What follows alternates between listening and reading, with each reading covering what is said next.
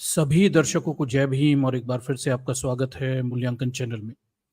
दर्शकों, आज की स्ट्रीम में हम महिलाओं से जुड़े एक मुद्दे पर चर्चा करेंगे और ये मुद्दा हाल फिलहाल में जो बॉम्बे हाई कोर्ट है उसके एक निर्णय से चर्चाओं में आया हुआ है।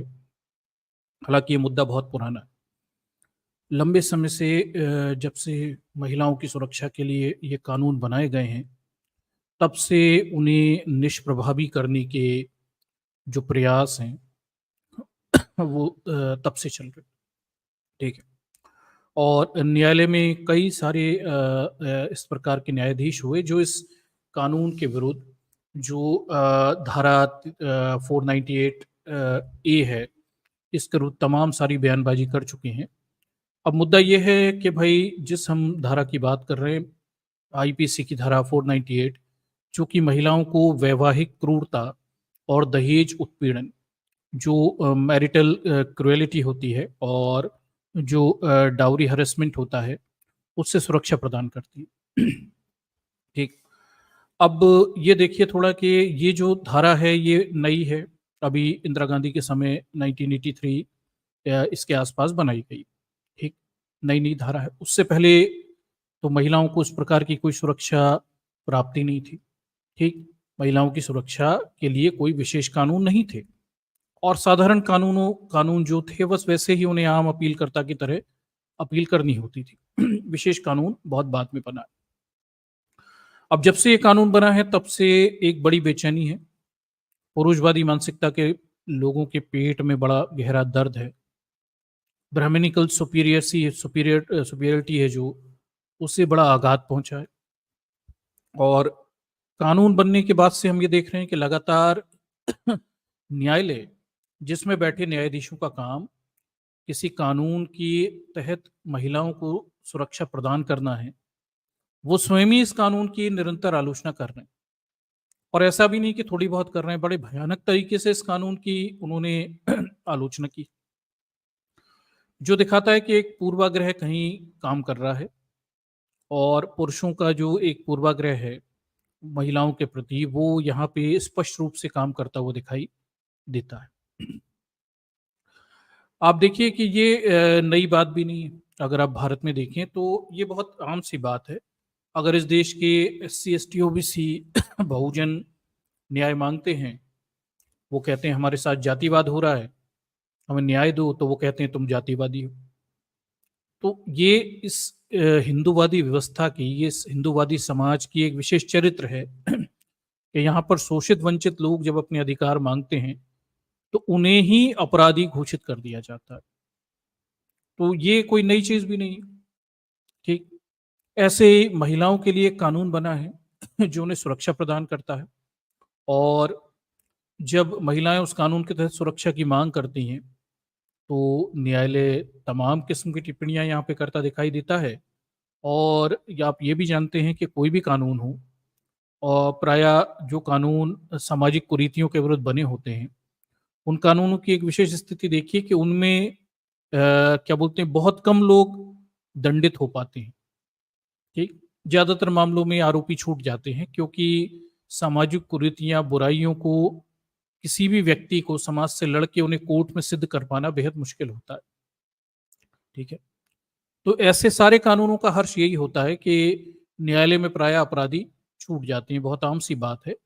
लेकिन हमारे भोले भाले जो न्यायपालिका में बैठे न्यायाधीश हैं उन्हें ऐसा लगता है कि इस कानून का दुरुपयोग हो रहा है। तो आज हम इस मुद्दे को मूल्यांकन पर लेंगे और देखेंगे क्या इस देश की महिलाएं, उन महिलाओं की मैं बात कर रहा हूं जिन्हें अभी कुछ समय पहले तक जिंदा जला दिया जाता था, क्या बोलते हैं सती कर दिया जाता था। मैं उन महिलाओं की बात कर रहा हूं जिनमें शिक्षा का स्तर आज भी बेहद कम है। मैं उन महिलाओं की बात कर रहा हूं जो आज भी क्या बोलते हैं शादी करके क्या बोलते हैं अपने पति के घर में रहना और मरने तक वहीं रहने के बारे में विचार करती हैं। तो उनके संदर्भ में न्यायपालिका का एक स्टेटमेंट है कि भाई भारत की महिलाएं इस कानून का दुरुपयोग कर रही। ठीक। अब ये गंभीर प्रश्न है और ये बड़ी जनरल एक साइकोलॉजी भी है कि भाई जब भी दहेज प्रताड़ना का मामला लगता है तो एक मानसिकता काम करती है, कह रही है तो फर्जी लगा दिया होगा। इस देश में सभी 100% जातियों में शादियों में दहेज लिया जाता है। मैं 99% भी नहीं कहूंगा, 100%। ठीक, ये एक स्थापित सत्य है। और अगर इस देश का कोई आदमी कहता है कि उसने दहेज नहीं लिया, तो प्रत्यक्ष या अप्रत्यक्ष रूप से कोई ना कोई उसने अपनी ससुराल से लाभ तो लिए है ना। ठीक, तो सभी विवाहों में कुछ ना कुछ लेन देन तो होता है, ये वक्त की बात है। ज्यादातर ये लेन देन महिलाओं के पक्ष की तरफ से किए जाते हैं, स्वेच्छा से या अस्वेच्छा से। पैसे का लेन देन, तमाम लेन देन तो होते हैं। तो इस देश में अब ये मानना, इस देश के लोगों की अब ये मानना है कि भाई दहेज वहेज कहाँ चलता है और दहेज प्रताड़ना जैसा कुछ होता नहीं, महिलाएं झूठा आरोप लगाती हैं, बड़ा विचित्र है। ये वैसा ही है जैसे लोग कहते हैं कि जातिवाद नहीं होता। ठीक, फिर ये कहना वैवाहिक क्रूरता जैसी कोई भारत में कुछ चीज नहीं है, महिलाओं को तो, नारी को तो देवी समान पूजा जाता है और कोई वैवाहिक क्रूरता नहीं होती, ये सब पश्चिम के झूठ हैं। मैं समझता हूँ इससे गंदा झूठ भारतीय इतिहास में कभी बोला नहीं गया होगा। ठीक, वैवाहिक क्रूरता एक ऐसी चीज है जो भारत जैसे पिछड़े देशों में ज्यादातर महिलाएं अपने जीवन में फेस करती हैं। ठीक है, हालांकि हमारे पास डेटा भी है, डेटा भी बहुत अच्छा नहीं है, हालांकि डेटा वो है जो रजिस्टर केसों का है। और ऐसे मामले जो 90% होते हैं वो कभी रजिस्टर्ड होते ही नहीं है। कौन सी महिला आकर बताइए पति ने चांटा मार दिया था या पति ने गुदा मैथुन कर दिया था, अब कौन महिला जाकर ये थाने में बताने वाली है। तो ज्यादातर मामलों में, ऐसे मामलों में कोई शिकायतें वगैरह होती नहीं। होती भी तो पुलिस बहला फुसला के समझा के महिला को भगा देती है, और महिला अकेली क्या कर लेगी। परेशानी यह है कि पूरे समाज से लड़ने की क्षमता किसी एक अकेली महिला में भारत में कहाँ है। और आपका समाज भी ऐसा नहीं, महिलाएं भी ऐसी नहीं जिनके अंदर इतनी क्षमता आपने शुरू से विकसित की हो कि समाज से लड़ने का उनके अंदर क्या बोलते हैं, कुव्वत हो।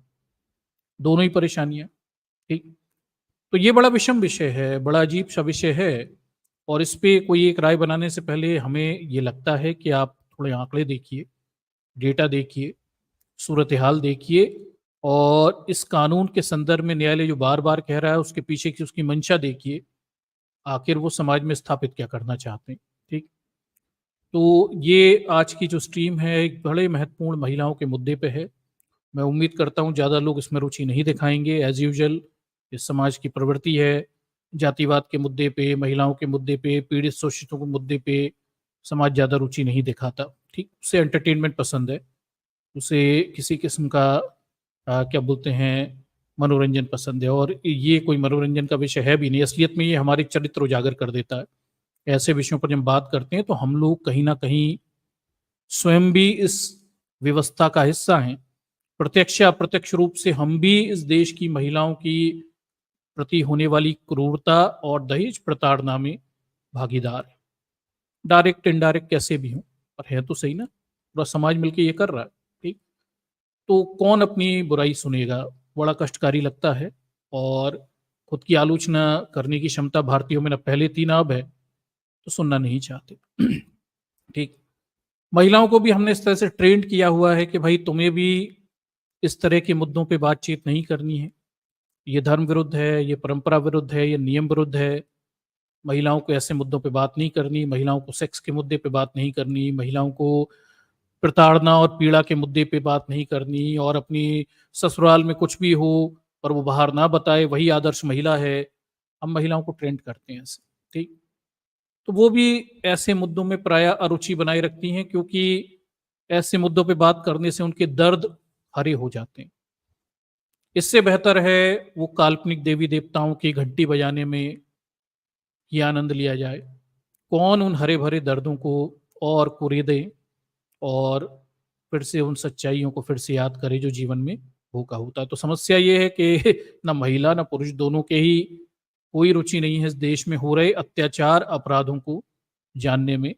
और ये इस समाज की एक विषम सच्चाई है, और इस सच्चाई को जानते हुए भी मैं इन मुद्दों को उठा रहा हूँ और यहाँ पर लेके आ रहा हूँ। उम्मीद करता हूँ कि भाई शायद ये मुद्दे कभी चर्चाओं में आएंगी। मतलब बांग्लादेश में हिंदुओं की अत्याचारों पर छाती पीटी जा रही है, बांग्लादेश की हिंदू महिलाओं पे अत्याचारों की बात नहीं हो रही। ठीक, बांग्लादेश के हिंदुओं पे अत्याचार, और अत्याचार के नाम पे क्या, मंदिर तोड़ दिया, बस मंदिर तोड़ दिया। मतलब मंदिर है जो कुछ है, मंदिर तोड़ दो तो अत्याचार हो जाता है। ठीक, फिर उसके बाद क्या बोलते हैं, करोड़ों रुपए के गबन के मामले में सेबी डायरेक्टर जो हैं, अडानी, इन सब पे बहसबाजी हो रही है। ये भी हो रहा है। पर मजेदार बात यह है कि भाई पर डे, प्रत्येक दिन 84 महिलाओं के रेप होते हैं। हमने कभी इस मुद्दे को चुनावी मुद्दा बनते नहीं देखा। ठीक, ये बड़ी विचित्र बात है। और बड़ी तादाद में प्रत्येक दिन भारत में महिलाएं क्या बोलते हैं, दहेज हत्या का शिकार होती। हमने तो ये मुद्दा बनते नहीं देखा। ठीक, हमने समाज को इन मुद्दों पे कभी चर्चा करते नहीं देखा। ठीक, एक आध हिंदू या हिंदू का कुत्ता मर जाए कहीं बांग्लादेश में तो छाती पीट सकते हैं। रोज 84 महिलाओं के रेप होंगे और 28-20 महिलाओं के रोज दहेज हत्या में उनकी हत्या कर दी जाएगी। इस समाज के कान पर जू भी नहीं रेंगती। दलितों पर अत्याचार होंगे, समाज के कान पर जू नहीं रेंगती। ठीक, और फिर इसमें भी देखिए कि समाज का भोंडापन भी देखिए कि समाज फिर ये भी कहता है कि वो विश्व गुरु है, उसी ने दुनिया को सारी अच्छी चीजें दी, हिंदू धर्म बड़ा श्रेष्ठ धर्म है, इसमें सारी अच्छाइयां हैं। मतलब ये भोंडापन है समाज का। ठीक, और पता नहीं कैसे कर लेते, मुझे नहीं समझ में आता लोग ऐसा कर कैसे लेते। ठीक, सामने सब कुछ घट रहा है तो भी नहीं दिख रहा, कुछ भी नहीं दिख रहा, और खुद भी किसी न किसी प्रकार की सामाजिक कुरीति और सामाजिक उत्पीड़न में किसी न किसी व्यवस्था का हिस्सा हैं और किसी न किसी का शोषण ये कर ही रहे हैं। ठीक, तो ये जो पूरी स्थिति है, हम महिलाओं के संदर्भ में और भी मुद्दे उठाते रहेंगे, वो गंभीर मुद्दे जिनसे समाज बात करने से भी बचना चाहता है। मैं चाहता हूं कि भाई हम इस मंच से उन महत्वपूर्ण और गंभीर मुद्दों पे निश्चित रूप से चर्चा करें। भले ही समाज बचना चाहता है, पर हमें बात करनी चाहिए उनके लिए जो खुद बात नहीं कर सकते, और उनके लिए जो अपनी पीड़ा तक खुद बयां नहीं कर सकते, या फिर उन्हें पता ही नहीं कि वो जिसे ईश्वरी कृपा और धर्म मानकर सह रही हैं, वो वास्तव में शोषण और अपराध है जो उनके साथ हजारों सालों से किया जा रहा है। उसका ईश्वर और धर्म से कुछ लेना देना नहीं। ठीक, चलिए तो इस मुद्दे को हम चर्चाओं को आगे बढ़ाते हैं, और पूरा मामला क्या है, कैसे है, और कैसे एक जनरलाइजेशन करने की कोशिश की जा रही है। वैसे ही जनरलाइजेशन है जैसे इस देश के दलित लोग अयोग्य होते हैं, आरक्षण लेकर हराम की खा रहे हैं। ये एक जनरलाइजेशन है जो हर सवर्ण मानता है। इसी तरह हर पुरुष भारत का ये मानता है कि महिलाएं जो होती हैं ये खराब होती हैं, इन्हें नियंत्रण में रखना चाहिए, इन्हें पढ़ाना लिखाना नहीं चाहिए। पढ़ लिख जाएं तो ये शोषण करेंगी और ये पुरुष को दबाने लगेंगी। ये जो सुपीरियरिटी की महिलाओं के प्रति जो कुमानसिकता है, धर्म से, समाज से, यहीं से आई हुई है। ठीक, सभी धर्मों में है, खैर अकेले हिंदू धर्म की विशेषता नहीं है ये। ठीक, और वैवाहिक क्रूरता एक ऐसी चीज है जिसके संदर्भ में एक महिला से अपेक्षा की जाती है कि ससुराल में उस पर कितने भी अत्याचार हों उसे उन्हें सहना है। यही धर्म है, उसे सिखाया जाता है। दहेज उत्पीड़न भी उसे सहना है, मर भी जाए तो उसे अपने ससुराल वालों के विरुद्ध कोई शिकायतें नहीं करनी। और ऐसी महिलाएं जो ये सब सहती हैं वही आदर्श महिलाएं हैं। यही समाज में नियम बना के रखा गया है। ठीक, तो हम इस वैवाहिक क्रूरता और दहेज उत्पीड़न पर बात करने वाले हैं। थोड़ा ध्यान से सुनिएगा। हम इस देश की आधी आबादी, करोड़ों की संख्या में महिलाएं, अगर हम देश की आबादी मोटे तौर पर अगर 100 करोड़ लेके चलते हैं हिंदुओं की, ठीक, और बाकी भी हैं 140-50 करोड़ के करीब, तो आधी आबादी करीब लगा लीजिए कितनी होने वाली है, आपको अंदाजा लग जाएगा। ठीक, कुछ बच्चों को हटा दीजिए तो। ठीक,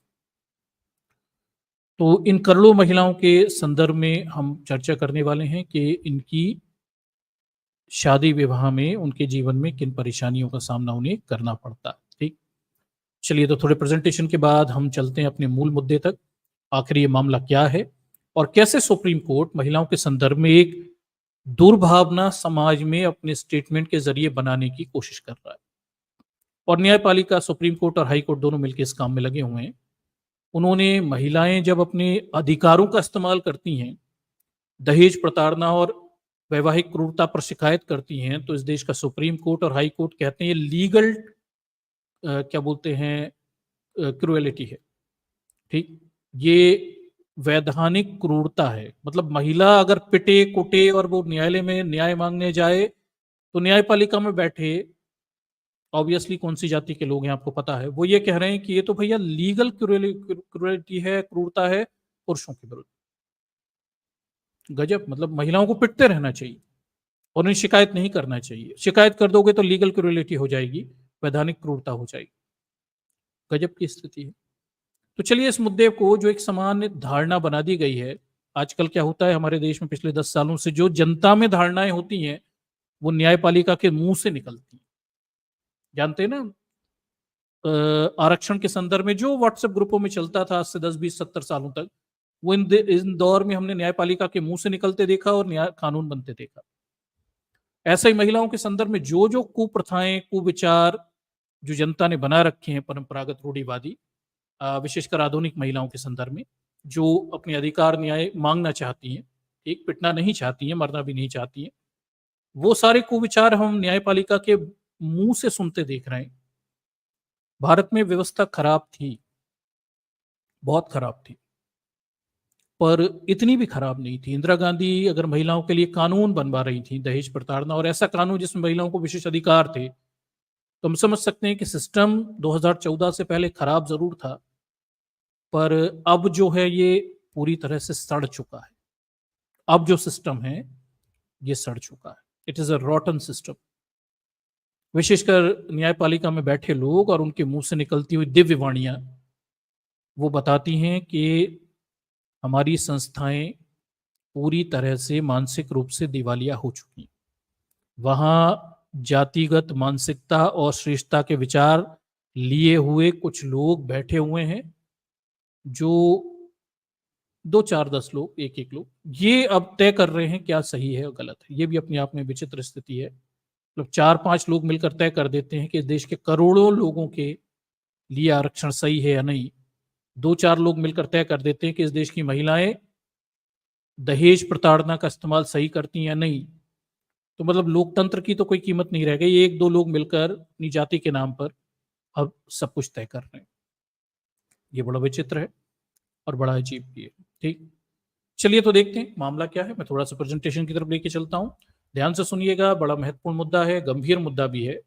और मुद्दा गंभीर इसलिए है कि यहाँ पर लोग मर रहे हैं, महिलाएं मर रही हैं, and no one is bothering, किसी को कोई चिंता नहीं।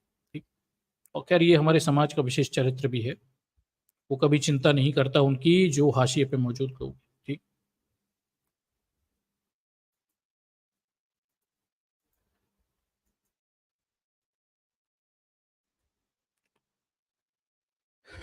चलिए प्रेजेंटेशन मैंने शेयर किया हुआ है और इसके माध्यम से हम देखने की कोशिश करते हैं आखिर मामला क्या है। चलिए तो कुछ ही देर में ये शेयर होता है। देखिए तो मामला ये है कि भाई अभी अभी हमने ये देखा कि अभी कल 7 8 तारीख की बात है, 7 8 तारीख से पेपरों में छपने लगा, ठीक, कि बॉम्बे हाई कोर्ट कुछ बात कहता दिखाई देता है और बॉम्बे हाई कोर्ट एक पुराने मुद्दे पर पुरानी घिसी पिटी विचार को फिर से देता दिखाई देता है। और इसमें कहा गया कि भाई धारा 498A आईपीसी की वास्तव में दुरुपयोग किया जा रहा है, यहां तक कि बिस्तर पर पड़े लोगों को भी इसमें शामिल किया जा रहा है। बॉम्बे हाई कोर्ट ने मौखिक रूप से टिप्पणी की हुई है। ठीक, तो बॉम्बे हाई कोर्ट का कहना है कि जो महिलाओं के लिए कानून है 498A, जिसमें वो वैवाहिक क्रूरता और दहेज प्रताड़ना के विरुद्ध शिकायत कर सकती हैं, इसका दुरुपयोग किया जा रहा है। और बिस्तर पे पड़े लोग, मतलब महिला के रिश्तेदार बिस्तर पे हों, उन्हें तक जेल में इसमें शामिल किया जा रहा है। महिला उन्हें तक इस पूरे अपराध में शामिल कर रही है। ऐसा मौखिक टिप्पणी बॉम्बे हाई कोर्ट ने की। मजेदार बात है कि इसमें ये जस्टिस साहब हैं, ये एस गडकरी और नीलम गोखले, महिला जज भी शामिल थी, वो भी इसमें शामिल है। आगे देखिए, ये यही जो खबर है इसी खबर को, ठीक है, क्या बोलते हैं, कुछ अलग तरीके से भी कुछ और पेपर ने छापा। बार एंड बेंच लिखता है 7 अगस्त 2024 को इसी खबर के संदर्भ में। वो कहता है कि भाई दादा दादी भी इसमें शामिल हैं। बॉम्बे हाई कोर्ट ने आईपीसी की धारा 498 के दुरुपयोग पर चिंता जताई हुई है। ठीक, न्यायालय ने कहा है कि देखिए 498 के तहत अपराधों को समझौता योग्य अपराध बना दिया जाना चाहिए, तो हजारों मामले सुलझ जाएंगे। न्यायालय को मामले सुलझाने की चिंता है, महिलाएं पिटे कुटे मरे और मामले समझौता योग्य बना दो, मतलब महिला पिटे कुटे और समझौता हो जाए, न्यायालय ये चाहता है, ठीक, ताकि व्यवस्था चलती रहे। फिर हम ये देखते हैं कि भाई लाइव लॉ छापता है 8 अगस्त 2024 को। लाइव लॉ में ये शबीर के ससुराल वालों पर सिर्फ इसी आरोप के आधार पर मामला दर्ज नहीं किया जा सकता कि उन्होंने पति के साथ दिया जिससे पत्नी के साथ क्रूरता की। अब देखिए ये किस तरह का न्याय है, आप थोड़ा फिर से पढ़िए इस पूरे मामले को। बॉम्बे हाई कोर्ट का ये जो स्टेटमेंट है 8 अगस्त 2024 का, पढ़िए जरा। इसमें मैं फिर से पढ़ देता हूं कि ये कह रहा है कि धारा 498 आईपीसी ससुराल वालों पर सिर्फ इस आरोप के आधार पर मामला दर्ज नहीं किया जा सकता कि उन्होंने उस पति का साथ दिया जिसने पत्नी के साथ क्रूरता की। मुझे समझ में नहीं आया ये बात कोई कैसे कह सकता है। मतलब पति अगर पत्नी पर क्रूरता कर रहा है, उसके घर वाले उसका साथ दे रहे हैं, तो न्यायालय कह रहा है कि भाई उन पर अब मामला नहीं बनता, सिर्फ पति पे बनेगा। और इस आधार पर न्यायालय ये कह रहा है कि महिलाएं अपने कानून का दुरुपयोग कर रही।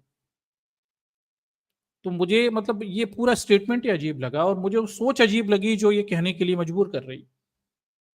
भाई जो लोग पार्टनर्स इन क्राइम होते हैं, अपराध में जो जो पार्टनर होते हैं वो सब अपराध में शामिल होते हैं। अगर पति ने अपराध किया और घर वालों ने साथ दिया तो वो छूटे नहीं जा सकते। पर इस देश के हाई कोर्ट को इस बात की चिंता है कि पति ने अपराध किया तो उसके घर वालों को ना उसमें घसीटा जाए, भले ही वो शामिल भी क्यों ना हो, भले ही वो मदद भी क्यों ना कर।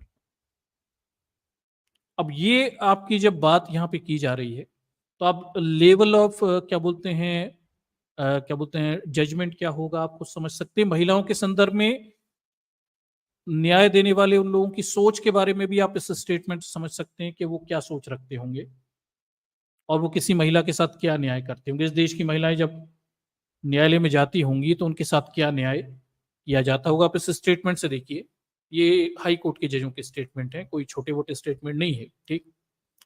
आगे देखिए जागरण छापता है कि भाई जागरण ने 7 नवंबर 2023 को ये छापा हुआ था कि जो क्या बोलते हैं झारखंड हाई कोर्ट है वो ये कह रहा है कि आईपीसी की धारा 498 पर झारखंड हाई कोर्ट की बड़ी टिप्पणी, कहा घरेलू हिंसा में हथियार बना इसका दुरुपयोग कर रही हैं महिलाएं। अब देख लीजिए झारखंड हाई कोर्ट कह रहा है कि 498 का हथियार के रूप में इस्तेमाल कर रही हैं महिलाएं और घरेलू हिंसा में इसका इस्तेमाल कर लेती हैं। तो अब मुझे बताइए वो कानून इसीलिए बना हुआ है कि किसी महिला पर अगर घरेलू हिंसा हो, क्रूरता हो, तो वो इस्तेमाल करे, दहेज मांगा जाए तो उसका इस्तेमाल करे। अब झारखंड हाईकोर्ट कह रहा है कि भाई घरेलू हिंसा में इसका दुरुपयोग कर रही, तो महिलाएं घरेलू हिंसा में करें क्या। मुझे ये पूरे स्टेटमेंट ही बड़े अजीब लग रहे हैं और ये न्यायपालिका से स्टेटमेंट आ रहे हैं। दर्शकों आप थोड़ा ध्यान दीजिए कि भारत की न्यायपालिका क्या स्टेटमेंट दे रही है। मतलब आप सोचिए किस तरह की बातें की जा रही हैं और ये कौन लोग हैं। एक धारा है 498 ए जो बनी ही इसलिए है कि महिलाओं पर विवाह में क्रूरता हो, घर पति सब मिलकर करें, तो वो इसका इस्तेमाल करें। दहेज मांगा जाए तो इसका इस्तेमाल करें, परेशान किया जाए, मारने तक की बात आ जाए, ठीक, तो इसका इस्तेमाल करें। मर मर जाए तो अलग धारा लगती है, खैर दहेज उसमें ठीक है, 300 तो है वो अलग धारा है, ठीक। मारने तक ले जाने की स्थिति में है। अब जब महिला इसका इस्तेमाल कर रही है तो वो न्यायालय कह रहा है कि भैया इसका दुरुपयोग कर रही है, घरेलू हिंसा में हथियार बनाकर दुरुपयोग कर रही है। हथियार क्या होता है भाई। अगर घरेलू हिंसा होगी तो 498 ए में ही तो केस दर्ज होगा, और किस चीज में दर्ज करवाएंगी महिलाएं। ये कह रही है हथियार के रूप में इस्तेमाल कर रही है। गजब की स्थिति है। कहने का तात्पर्य अप्रत्यक्ष रूप से यह है कि महिलाएं इस देश की इतनी ताकतवर सक्षम हो गई हैं कि वो अब झूठे केस लिखवा देती।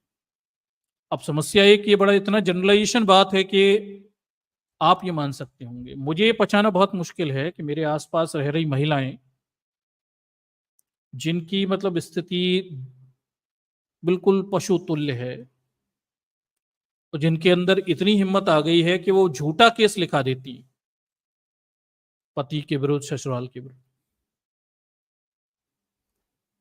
मतलब ये मुझे मानना बहुत तकलीफदायक है। अगर आप न्यायालय की इन बातों से और इस जनरलाइजेशन से सहमत हों तो हो सकते हैं, ठीक। और और मुझे ये मानना बहुत बहुत ज़्यादा इस पे ऑब्जेक्शन है कि न्यायालय जनरलाइजेशन करने की कोशिश कर रहा है कि महिलाओं में इतनी क्षमता आ गई, भारत की महिलाएं इतनी सशक्त हो गई कि पुरुषों के विरुद्ध कोर्ट में जाके झूठे केस लिखवा देती हैं और थाने चली जाती हैं, इतना सब पार कर लेती हैं। और एक महिला भारत में इतनी सशक्त है कि मुझे क्या बोलते हैं, न्यायालय की बात सुनकर समझ में आया कि भारत की महिलाएं सच में इतनी सशक्त हैं। वरना था तो मैंने महिलाओं की स्थिति तो दुर्दशा देखी हो। ये बात वैसी है जैसे कल एक न्यूज़ चैनल पे मैं सुन रहा था, गोदी मीडिया के, वो कह रहे थे बांग्लादेश में तख्ता पलट राहुल गांधी ने करवाया। तो मुझे कल पता चला कि राहुल गांधी इतना बड़ा आदमी है कि बांग्लादेश में तख्ता पलट करवा देता है, हालांकि भारत में 100 सीटें नहीं जीत पाता। ठीक। तो मुझे बड़ा आश्चर्य हुआ कि यार राहुल गांधी को वो इतना बड़ा रेट करते हैं। अभी तो पप्पू कह रहे थे कुछ दिन पहले, अब वो कह रहे हैं बांग्लादेश में तख्ता पलट राहुल गांधी करवा रहा है। तो राहुल गांधी इतना बड़ा आदमी है, देशों में तख्ते पलट करवा देता है, या भारत में उससे 100 सीटें नहीं जीती जाती। गजब। तो लॉजिक गजब है आप, मतलब लॉजिक लॉजिक कुछ भी मान लीजिए।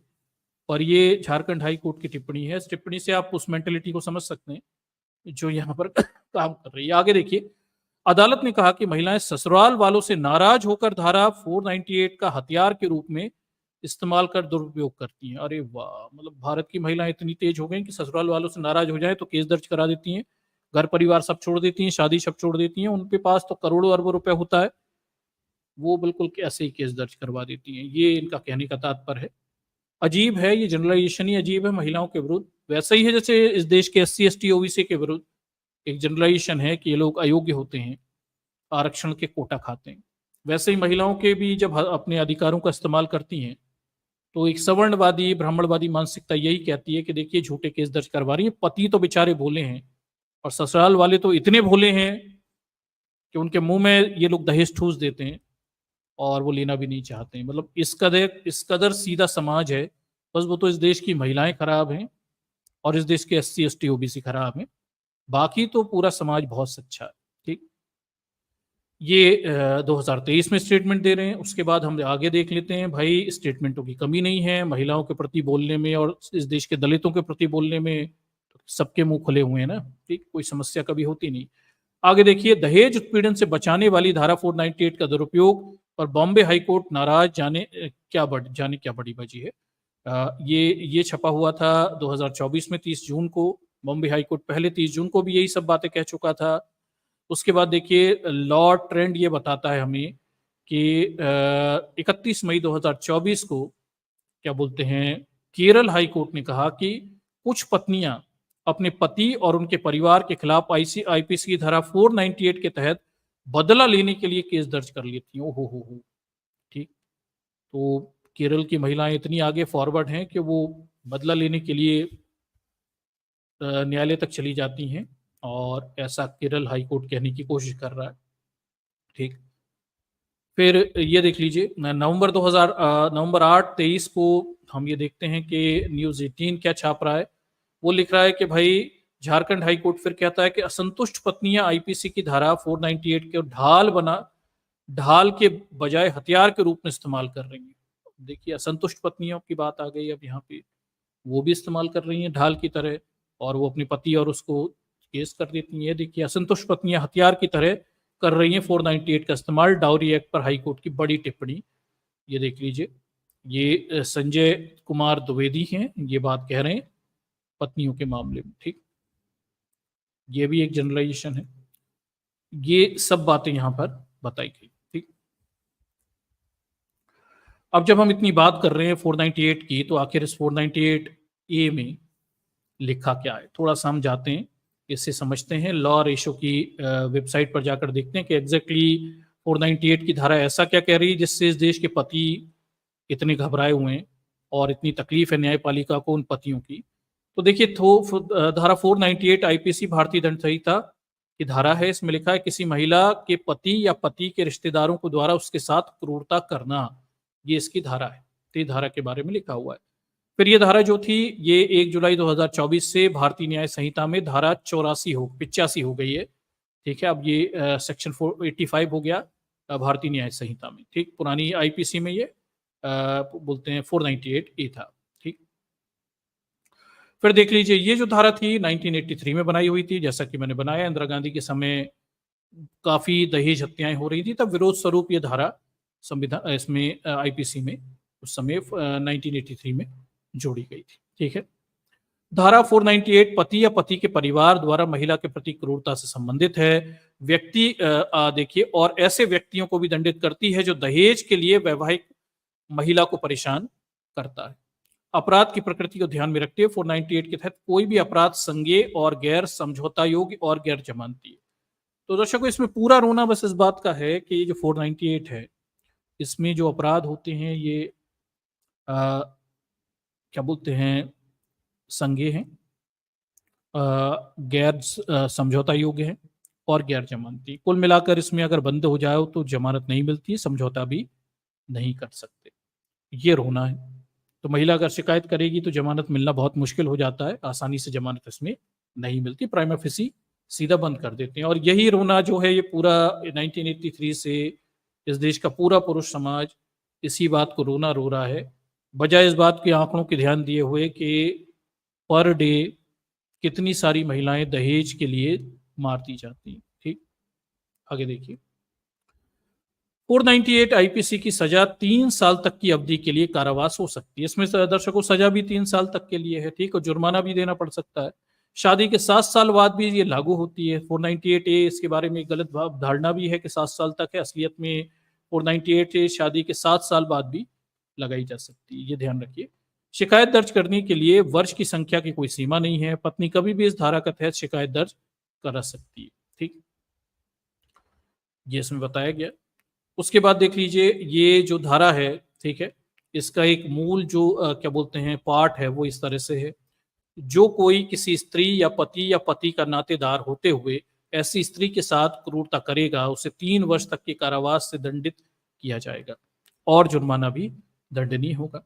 स्पष्टीकरण, इस धारा के प्रायोजन के लिए क्रूरता से तात्पर्य है, क्रूरता की परिभाषा भी बताइए, व्हाट इज क्रूएलिटी। तो कोई भी जानबूझकर किया गया आचरण जो ऐसी प्रकृति का हो जिससे महिला को आत्महत्या करने के लिए प्रेरित करने या महिला के जीवन, अंग या स्वास्थ्य को गंभीर चोट या खतरा पैदा करने की संभावना हो, या बी इसमें पॉइंट है, महिला का उत्पीड़न जहां ऐसे उत्पीड़न या उसके किसी संबंधित व्यक्ति को किसी संपत्ति या मूल्यवान प्रतिभूति की किसी अवैध मांग को पूरा करने के लिए मजबूर करने के उद्देश्य से किया जाता हो। ठीक है, ये है, या उसके किसी संबंधित व्यक्ति के द्वारा ऐसी मांग को पूरा करने में विफलता के कारण किया जाता हो। मोटी मोटी बात हमें समझ में आई कि भाई अगर किसी महिला को जानबूझकर प्रताड़ित किया जाएगा, अत्याचार किए जाएंगे, उसे क्या बोलते हैं उसके शारीरिक मानसिक स्वास्थ्य को हानि पहुंचाई जाएगी या उससे दहेज मांगा जाएगा, अननेसेसरी डिमांड की जाएगी, तो फिर ये 498 ये लग सकती है। हालांकि ये भी बता दूं कि इसमें जब ये मामला आया था कि एक व्यक्ति था, उसका बच्चा हो गया था और बच्चे के लिए वो अपने ससुर से पैसे की मांग कर रहा था, तो न्यायालय ने कह दिया था नहीं भाई, बच्चे के लिए ससुर से पैसे की मांग करना वो 498 में दहेज प्रथा में नहीं आता। तो मैं पुरुषों के न्याय और व्याख्याओं के बारे में थोड़ा सा बता रहा हूं आपको। ठीक, मतलब बच्चा हो जाए ससुर से पैसा मांगो तो वो 498 में नहीं आएगा। मतलब बच्चा पैदा तुम करोगे, मजे तुम करोगे, पैसा ना हो तो पालने के लिए ससुर से मांग लेना, वो 498 में काउंट नहीं होता। ठीक, ये व्याख्याएं हैं इसकी, ये देख लीजिए, महिलाओं के बहुत ताकतवर कानून और फिर न्यायालय की उनकी व्याख्याएं, ये भी देख लीजिए। ठीक, और ये भी बता देता हूं कि ज्यादातर 498 के मामले में बरी हो जाते हैं पति और महिलाएं इसे सिद्धि नहीं कर पाती, क्यों है वो भी मैं आगे बताता हूं। ठीक है,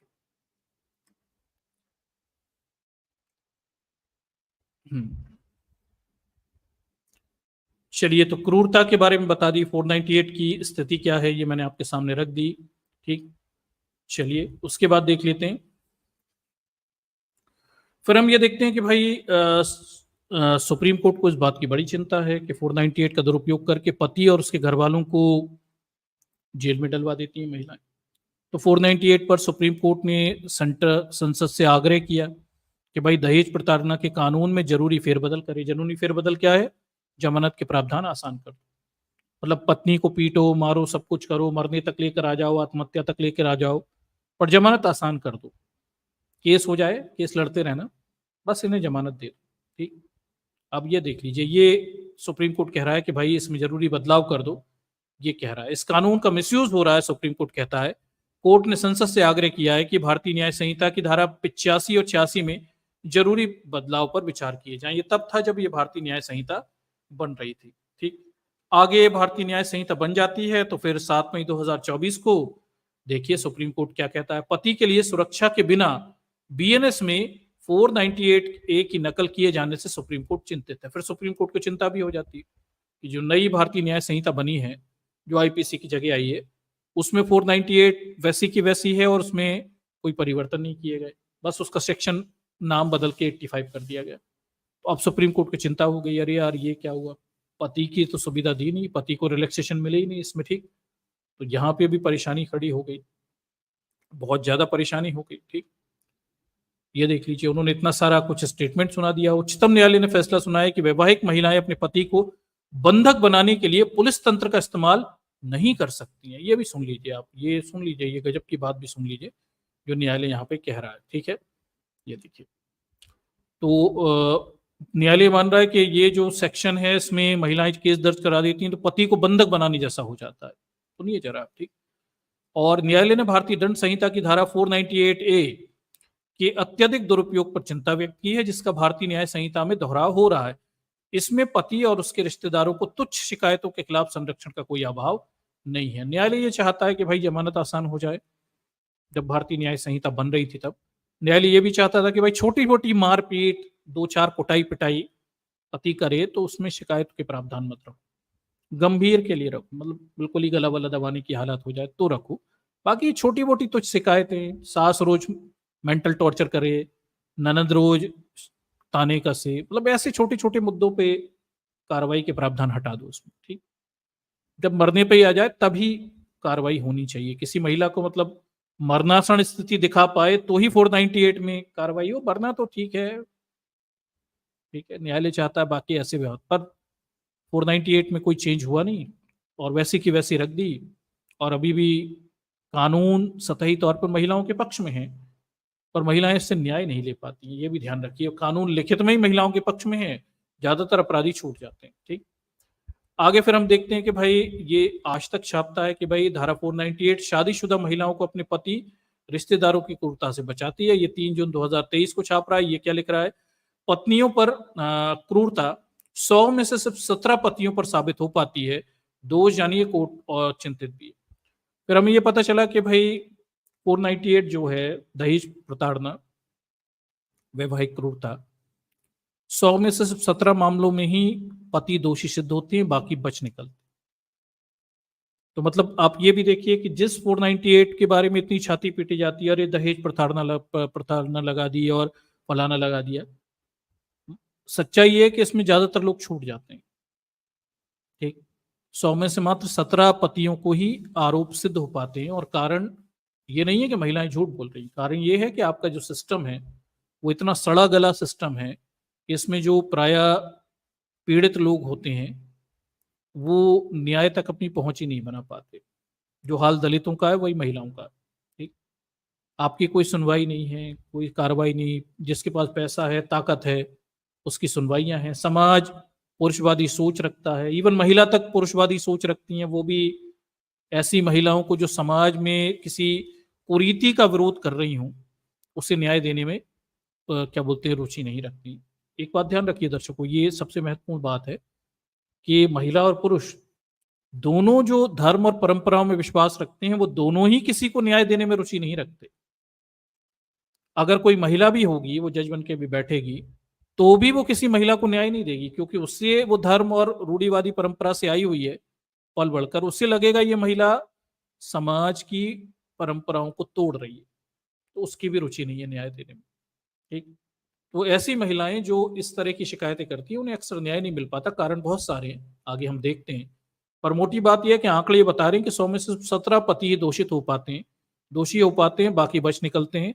और इसीलिए न्यायालय ये कह रहा है कि इसका दुरुपयोग होता है। ठीक, देख लीजिए, उड़ीसा हाई कोर्ट ने टिप्पणी की हुई है कि इसका दुरुपयोग हो रहा है। महिला पति और उसके परिवार पर दबाव बनाने के लिए 498 का दुरुपयोग करती है, ऐसा उड़ीसा न्यायालय कह रहा है। ठीक है, ये सब बातें यहाँ पे बताते हैं। ठीक, ये आंकड़े बता रहे हैं।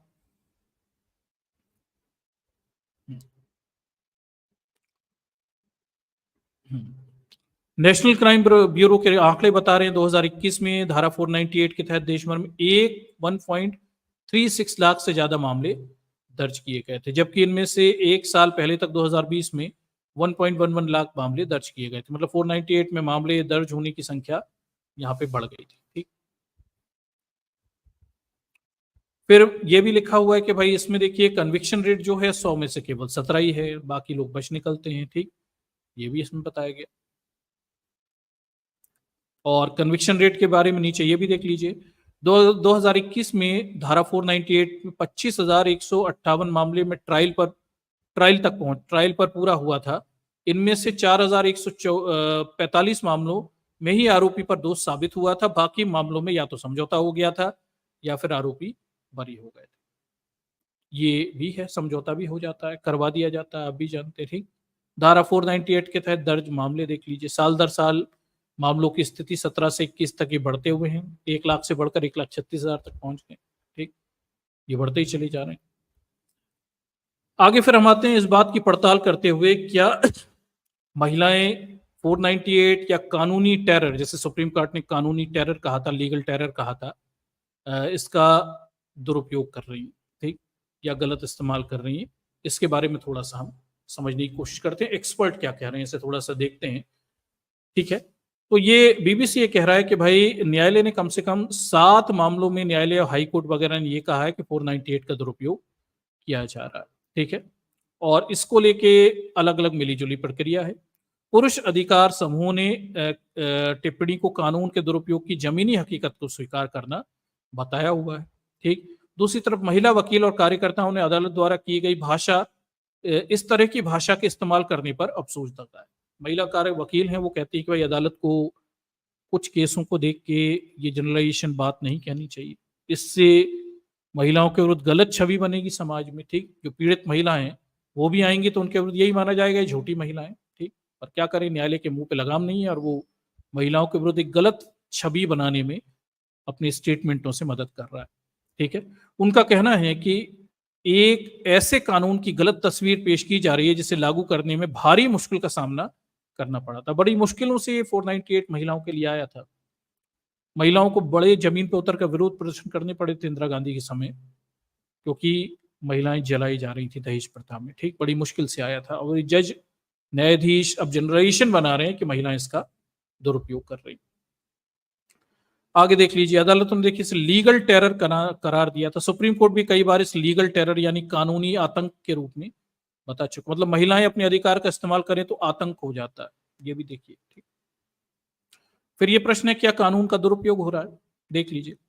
तो इसमें भी दो पक्ष हैं, जो पुरुषों के लिए अधिक काम करने वाली संस्था है वो कहते हैं कि हाँ भाई दुरुपयोग हो रहा है। देखिए, पुरुष अधिकार समूह ने कहा है कि इसका दुरुपयोग हो रहा है। आगे देखिए, मेंस वेलफेयर ट्रस्ट के अध्यक्ष अमित लखानी ने कहा है कि सिर्फ एक बयान पर पति और उनके परिवार को जेल में ठूस दिया जाता है, उनकी करियर, आत्मविश्वास, जीवन यापन सब कुछ छीन लिया जाता है। ओहो, ठीक है, जो कि इंसाफ की कमी को दर्शाता है। ये कह रहे हैं कि भैया एक बयान पर ऐसा होता है।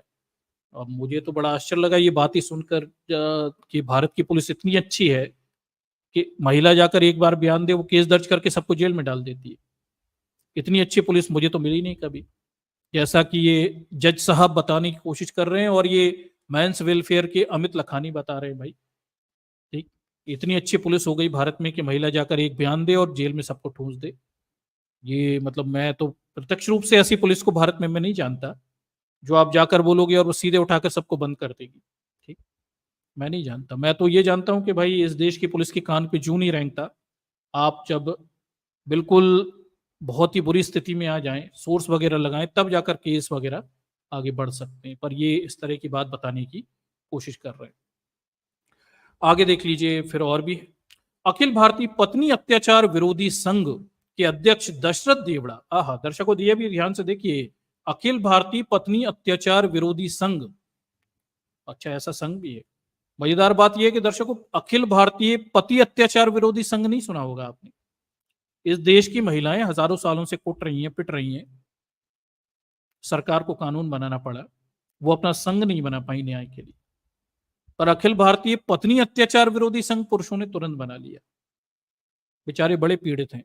देखिए क्या कह रहे दर्शक देवड़ा जी, देखिए, कानून अपनी जगह सही है, लेकिन जिसका हम विरोध कर रहे हैं वो है इसका गलत उपयोग। अच्छा, ठीक है।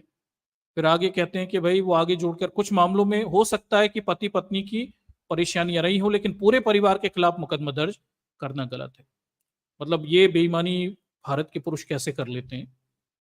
और हम सब जानते हैं कि एक महिला जब अपना घर छोड़कर पति के घर आती है तो सास ससुर नंद बाकी परिवार वाले वो सब उसकी कैसी रैगिंग करते हैं और सब मिलकर उसके क्या स्थिति बनाते हैं, ये हम सब जानते हैं। किस प्रकार के मानसिक दबाव उस पर बनाए जाते हैं, बताने की जरूरत नहीं है। जिन महिलाओं ने शादी की है उन्हें बहुत अच्छे से पता होगा, जिन पुरुषों ने शादी की है उन्हें भी पता होगा उन्होंने अपनी पत्नियों के साथ क्या किया है। मुझे बताने की जरूरत नहीं है। ये बताओ, मतलब पूरे परिवार को अलग करना चाहते हैं, जबकि महिलाओं के विरुद्ध क्रूरता एक ऐसा अपराध है जिसमें पूरा परिवार शामिल होता है। अक्सर पूरे परिवार शामिल होते हैं, विशेषकर दहेज मांगने में। तो ठीक, इन मामलों में सजा बहुत कम होती है। वो कह रहे हैं 498 का दुरुपयोग होता है और इन मामलों में सजा बहुत कम होती है। एक ही रोना है, सजा कम कैसे होगी भाई? जो पीड़ित होंगे, कमजोर महिला होगी, वो न्याय कैसे पा पाएगी? उसके पास पैसे ही कहाँ होते हैं, उसके पास शक्ति कहाँ होती है? ठीक। राष्ट्रीय अपराध ब्यूरो 2021 का वो उदाहरण देते हैं जिसमें 17 अभियुक्तों को ही सजा हुई होती है, ये बताया गया। ठीक।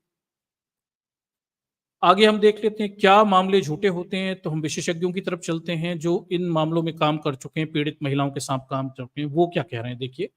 तो ये देख लीजिए, शोधकर्ताओं का कहना है कि वकील और फील्ड पर शोध करते हैं, वो कहते हैं कि इस धारा का दुरुपयोग नहीं हो रहा है, बल्कि सजा की दर जमीनी हकीकत की एक गलत तस्वीर पेश कर रही है। तो दर्शकों, जो विशेषज्ञ हैं वो ये कह रहे हैं कि भाई उपयोग दुरुपयोग नहीं हो रहा, असलियत में जमीन पर महिलाएं पिट रही हैं, कुट रही हैं, हिंसा का शिकार हो रही हैं। लेकिन न्यायालय में सजा पाना एक बहुत दूसरी चीज होती है, उसके लिए आपको बहुत ज्यादा शक्ति संपन्न होना पड़ेगा, तब आप न्यायालय में किसी को सजा दिलवा पाएंगे। उसमें बहुत कानूनी प्रक्रियाएं हैं और प्राय अपराधी इससे बच निकलते हैं क्योंकि वो पैसे वाले होते हैं, और जो पीड़ित व्यक्ति है वो तो क्या न्याय पा पाएगा क्योंकि वो कमजोर होता है। ठीक। आगे देखिए, दिल्ली की क्रिमिनल लॉयर अपर्णा भट्ट कहती हैं कि दुरुपयोग की बात से मैं सहमत नहीं हूं। असल में धारा 498 के तहत मुकदमा काफी मुश्किल होता है। दर्शकों, इस चीज को हमेशा समझिए, चाहे रेप का मामला हो, महिलाओं से जुड़ा कोई भी मामला हो, उसे कोर्ट में सिद्ध कर पाना बहुत मुश्किल होता है, क्योंकि किसी भी महिला के साथ अपराध घर की चार दीवारी में होता है, सड़कों पे नहीं होता। अब घर में सास ससुर नंद पति ने मिलकर अपराध किया हो तो महिला कोर्ट में कैसे सिद्ध करेगी जब तक उसके शरीर पे चोटें ना हो? और मानसिक अपराध तो सिद्ध किया ही नहीं जा सकता, तो कोई तरीका नहीं है। कोर्ट कहेगा गवाह सबूत लाओ, घर के अंदर पति पत्नी सास ससुर क्या कर रहे हैं, गवाह कहां से लाएगी भाई? गवाह कहां से लाएगी? ये बड़ी गंभीर प्रश्न है। तो ज्यादातर मामलों में पति और घर परिवार वाले छूट जाते हैं। इस कानून का बस एक ही कठोर पहलू है कि इसमें जमानत नहीं मिलती अगर महिला शिकायत करती तो। बाकी महिला इसमें कुछ सिद्ध करने की स्थिति में कभी रहती नहीं, क्योंकि सिद्ध करनी गवाह चाहिए। अब घर के अंदर सास ससुर नंद पति ने अत्याचार किए तो गवाह के सड़क पे से लाएगी क्या? वो कहां से ढूंढेगी? और कौन से अड़ोसी पड़ोसी गवाही दे देते हैं? तो गवाही नहीं मिलेगा कभी। ज्यादातर मामलों में बच निकलते हैं। बहुत मुश्किल है, जिनमें घोर हिंसा हो जाती है वहीं शिकायतें हो पाती। ठीक। आगे देख लीजिए, महिला अधिकार एक्सपर्ट इंदिरा जयसिंह ने हाल ही में प्रधान न्यायाधीश GY चंद्रचूड़ को लिखा है कि कानूनी आतंक शब्द का इस्तेमाल इसे रूढ़ी बना देने का एक विशिष्ट उदाहरण है और एक मुद्दे का सामान्यीकरण करने जैसा है। ठीक। चंद्रचूड़ साहब को लिखा है कि भैया, आप जज लोग महिलाओं के इतने संवेदनशील मुद्दों पर यह मत कहिए कि महिलाएं कानूनी आतंक फैला रही हैं। महिलाएं पीड़ित हैं भैया, लाखों हजारों की संख्याएं दहेज प्रथा में रोज मर जाती हैं, महिलाएं जल के मर रही हैं तमाम किस्म। और आप वहां बैठकर अलग दुनिया में हो, वहां दो चार पन्ने और किताबें देखकर, फाइलें देखकर ये कह रहे हो कि महिलाएं दुरुपयोग कर रही हैं। अरे उन पुलिस की डायरियों में वो लिखा जाता है जो पैसा देकर लिखवाया जाता है, ये आप भी जानते हैं। और एक पीड़ित महिला कहाँ से गवाह लाएगी, कहाँ से सबूत लाएगी? और वो कोई घाघ थोड़ी है, वो कहाँ एक ही बयान को बार बार एक साथ दे पाए न्यायालय तक। इतनी चालाक होती तो फिर क्या नहीं थी, फिर तो वो लड़ लेती घर परिवार से। भाई न्यायिक प्रक्रियाएं चालाक लोग उसका फायदा उठा पाते हैं, कमजोर लोगों के लिए नहीं है। आपको पुलिस से लेकर न्यायालय तक एक ही बयान एक सा देना होता है कई बार।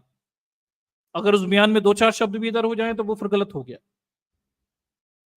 अब कोई महिला जो बेचारी पीड़ित है, पिट कुट रही है, मानसिक रूप से उसका बिल्कुल स्थिति ऐसी कर दी, वो एक सा बयान पुलिस से लेकर न्यायालय तक कैसे दे पाएगी? वो तो कई बार बदल जाएंगे, कुछ कुछ बातें हो जाएंगी, कभी इधर बोला कभी उधर बोला। ठीक, ये कैसे होगा? ठीक, तो ये भी बड़ी मजेदार बात है, पर न्यायिक प्रक्रिया तो यही है। आपने जो पुलिस में कहा सेम वैसा का वैसा रट के दोहराना है आपको कोर्ट के सामने। एक भी शब्द इधर उधर हो गया तो आप गलत गलत गड़बड़ है। तो अब सोचो जरा, जो कोटी पिटी महिला है जिस पे अत्याचार हो रहे हैं, जो कि एक बहुत सामान्य सी बात है, अच्छे से अच्छे परिवारों में महिलाओं पे क्रूरता होती है, शारीरिक, मानसिक, भौतिक, तीनों में से किसी ना किसी प्रकार की होती है। ऐसे वेल टू डू लोग जो शारीरिक हिंसा नहीं करते, अच्छी फ्लैट कॉलोनी में रहते हैं, पढ़े लिखे लोग होते हैं, वहां मानसिक हिंसा होती है महिलाओं पे। ठीक है, मानसिक हिंसा मतलब टोंट मार देना, सास आई उसने कुछ कह दिया, नंद आई उसने कुछ कह दिया, वहां पर भी होती। बच्चा नहीं हुआ 2 साल तो फिर तो जीना ही मुश्किल हो गया महिला का। मतलब यहाँ बहुत सारे आदमी होंगे, उन्हें पता ही नहीं होगा कि अगर किसी महिला का 1 साल के बाद बच्चा ना हो तो सास और नंद मिलके उसका जीवन नर्क बना देती, कितने टोने टोटके बाबा ढाबा जाने क्या क्या करवा देती। जबकि बच्चा ना होने में महिला का कोई दोष नहीं होता, होता तो पति का। पर सारे टोने टोटके बाबा ढाबा मंदिर टंदिर जो भी है वो सब महिला को ही करने पड़ते हैं, उपास त्रास सब। तो क्या होता है कि भाई महिलाओं की स्थिति कंसीडर नहीं की जा रही है, पूरा पुरुषों के बनाया हुआ समाज है, पुरुषों के दृष्टिकोणों से चीजें बताई जा रही हैं, और चीजों को भी पुरुषों के दृष्टिकोण से देखा जा रहा है, महिलाओं के दृष्टिकोण कहीं शामिल ही नहीं है यहाँ पे। ठीक, एक महिला कितने दबाव में होती है अगर 1 साल शादी के बाद बच्चा ना हो, तो आप इसकी कल्पना नहीं कर सकते। विशेषकर सास ससुर के रात साथ रहने वाली महिलाएं, उनका जीना मुश्किल हो जाता है। तो ये जो चीजें हैं ये पुरुष नहीं समझ सकते, और ये महिला जानती है कि कैसे मेंटल प्रेशर बनाया जाता है उसके ऊपर, उसका जीना मुश्किल कर दिया जाता है। कुछ फिजिकल भी बना लेते हैं, मारपीट भी कर देते हैं। मैं डेटा बता दूंगा आपका, अगर आप में से कुछ लोगों को गलत फहमी है, मैं भी नीचे डेटा बताऊंगा। ठीक है, ठीक, और डेटा से मिलाइए तो आपको पता चलेगा वास्तव में इस देश में हो क्या रहा है महिलाओं के साथ में। ठीक, तो ये बड़ी विचित्र स्थिति है। यहां पर देख लीजिए, इंदिरा जयसिंह ये कह रही हैं कि न्यायालय को इस तरह की चीजें नहीं बोलनी चाहिए। चंद्रचूड़ साहब से कह रही है, यही चंद्रचूड़ साहब ये बहुत उदारवादी बनते हैं ना, इनसे कह रही कि भाई आप ये नहीं कह सकते लीगल टेरर, महिलाएं लीगल टेररिस्ट थोड़ी हैं। आप दर्शकों सोचिए, न्यायाधीश ये कह रहा है कि महिलाएं लीगल टेरर फैला रही हैं, मतलब वो टेररिस्ट हैं। सिर्फ इसलिए कि कुछ महिलाएं इतनी कमजोर हैं कि वो अपने केस को कोर्ट में सिद्ध नहीं कर सकती, और कोर्ट में केस वो जीतता है जिसके पास साम दाम दंड भेद क्षमताएं होती है। तो आप भी जानते हो इस देश की न्याय और पुलिस व्यवस्था कितनी लचड़ है, या पैसे से केस जीते जाते हैं, और पीड़ित लोग कैसे केस जीतेंगे? इस देश का दलित, SC ST OBC कभी अपने केस नहीं जीत पाते, ऐसे महिलाएं भी कभी केस नहीं जीत सकती। केस वो जीतेगा जिसपे क्षमताएं हो, जिन पे क्षमताएं ना हो वो जीतेंगे कैसे? तो पीड़ित लोग तो बेचारे उल्टे दोषी ठहरा दिए जाते हैं। न्यायपालिका को देखो, बोलते समय शर्म नहीं आ रही, क्या स्थिति है महिलाओं की सब जानते हैं इस देश में। उसके बाद भी कह रहे हैं महिलाएं लीगल टेरर, मतलब कानून का दुरुपयोग कर रही हैं। यस, क्यों? क्योंकि वो सिद्ध नहीं। अरे पीड़ित लोग कैसे अपने कोर्ट में अपने पक्ष को सिद्ध कर पाएंगे? ये तो स्टेट का काम होता है, सरकार का काम होता है पीड़ितों के पक्ष में रक्षा करे। सरकार आपकी भ्रष्ट, पुलिस आपकी भ्रष्ट, सिस्टम आपका भ्रष्ट। 10-10 रुपए में तो न्यायालय में पेशियां आगे बढ़ती हैं, वो तो पता ही है ना। ये तो हालात है। तो अब यहां पे देख लीजिए, इंदिरा जयसिंह बाकायदा ने लिख रही हैं कि आप ऐसे शब्दों का इस्तेमाल करके महिलाओं की छवि समाज में खराब मत करिए, और गलत जनरलाइजेशन मत बनाइए। ऐसा बोलने से ही समाज में जनरलाइजेशन बन जाएगा कि महिलाएं कानून का दुरुपयोग करती हैं। असलियत में महिलाएं कानून का उपयोग ही नहीं करती इस देश में। दुरुपयोग तो बहुत दूर की बात है। ये वही है जैसे इस देश के दलितों के बारे में एक जनरलाइजेशन बना दिया कि अयोग्य हैं, आरक्षण का लाभ लेकर जाते हैं और ये सिस्टम में खराबी लेकर आते हैं, भ्रष्ट होते हैं, बेईमान होते हैं। ये सारी बातें जनरलाइजेशन है, ये सब न्यायालय से टिप्पणियों से आई हैं। ये लोग बोलते समय बिल्कुल भी अपने मुंह पे लगाम नहीं रखते, क्योंकि इनके पास ब्राह्मणिकल सुप्रीमेसी है। यही होती है ब्राह्मणिकल सुप्रीमेसी। आप किसी को भी जज कर सकते हैं, किसी को भी कमेंट पास कर सकते हैं। ये स्थितियां हैं। चलिए, इंदिरा जय सिंह ने इन्हें लिखा भी था, पर वो क्या मानेंगे, खैर अपन तो जानते हैं उनकी स्थितियां क्या है। ठीक, आगे देखिए, Tata institute of social science research centre for innovation के ये संयोजक हैं बलवंत सिंह। धारा 498 मामलों में दुरुपयोग की बात से सहमत नहीं है। ये जो बलवंत सिंह है, इन्होंने भी कई केसों का रिसर्च किया हुआ है 498 का, वो भी इससे सहमत नहीं है। ये क्या कह रहे हैं, राजस्थान के 4 पुलिस थानों में धारा 498 के तहत दर्ज 300 मामलों पर एक अध्ययन का वे हिस्सा रह चुके हैं। ये मामले अदालत में पहुंचने से पहले ही बंद हो गए और पुलिस ने इन्हें झूठा और गलतफहमी का नतीजा करार देते हुए बंद कर दिया। बलवंत सिंह ये कह रहे हैं, जिन्होंने 300 से ज्यादा मामलों का अध्ययन किया, कि ज्यादातर मामले क्या हुए, पुलिस ने वहीं बंद कर दिए। महिला कुटपिट कराई, पुलिस ने थोड़ा डांट डूटा, समझाया, चली गई। वो भी कहाँ जाएगी बेचारी, घर वाले मदद करेंगे नहीं, ससुराल वाले जाने के अलावा उसके पास कोई रास्ता नहीं है। ज्यादातर महिलाएं अनपढ़, बेरोजगार, अशिक्षित हैं। उनकी नियति है पिटना कुटना और बच्चे पैदा करना। यही तो नियति है इस देश की महिलाओं की, ज्यादातर महिलाओं की। और एक छोटा सा पढ़ा लिखा समाज है जो शहरों में रहता है, उसे लगता है महिलाएं कानूनों का दुरुपयोग करती। कुछ महिलाएं पढ़ लिख गई, वो कानूनों का उपयोग करने लगी। अब उपयोग करना ही दुरुपयोग है। इस देश का एक जो क्या बोलते हैं, ब्राह्मणिकल सुप्रीमेसी है, ब्राह्मणवादी व्यवस्था है, उसमें अगर कोई पीड़ित व्यक्ति अपने कानून का उपयोग करे तो वही दुरुपयोग कहलाता है। इस देश का दलित SC ST एक्ट में केस दर्ज करा दे तो न्यायालय कहता है, अरे देख, SC ST एक्ट में फर्जी केस दर्ज हो रहे हैं। महिलाएं महिला उत्पीड़न में केस दर्ज करा दें तो कह देता है, अरे महिलाएं फर्जी उपयोग कर रही।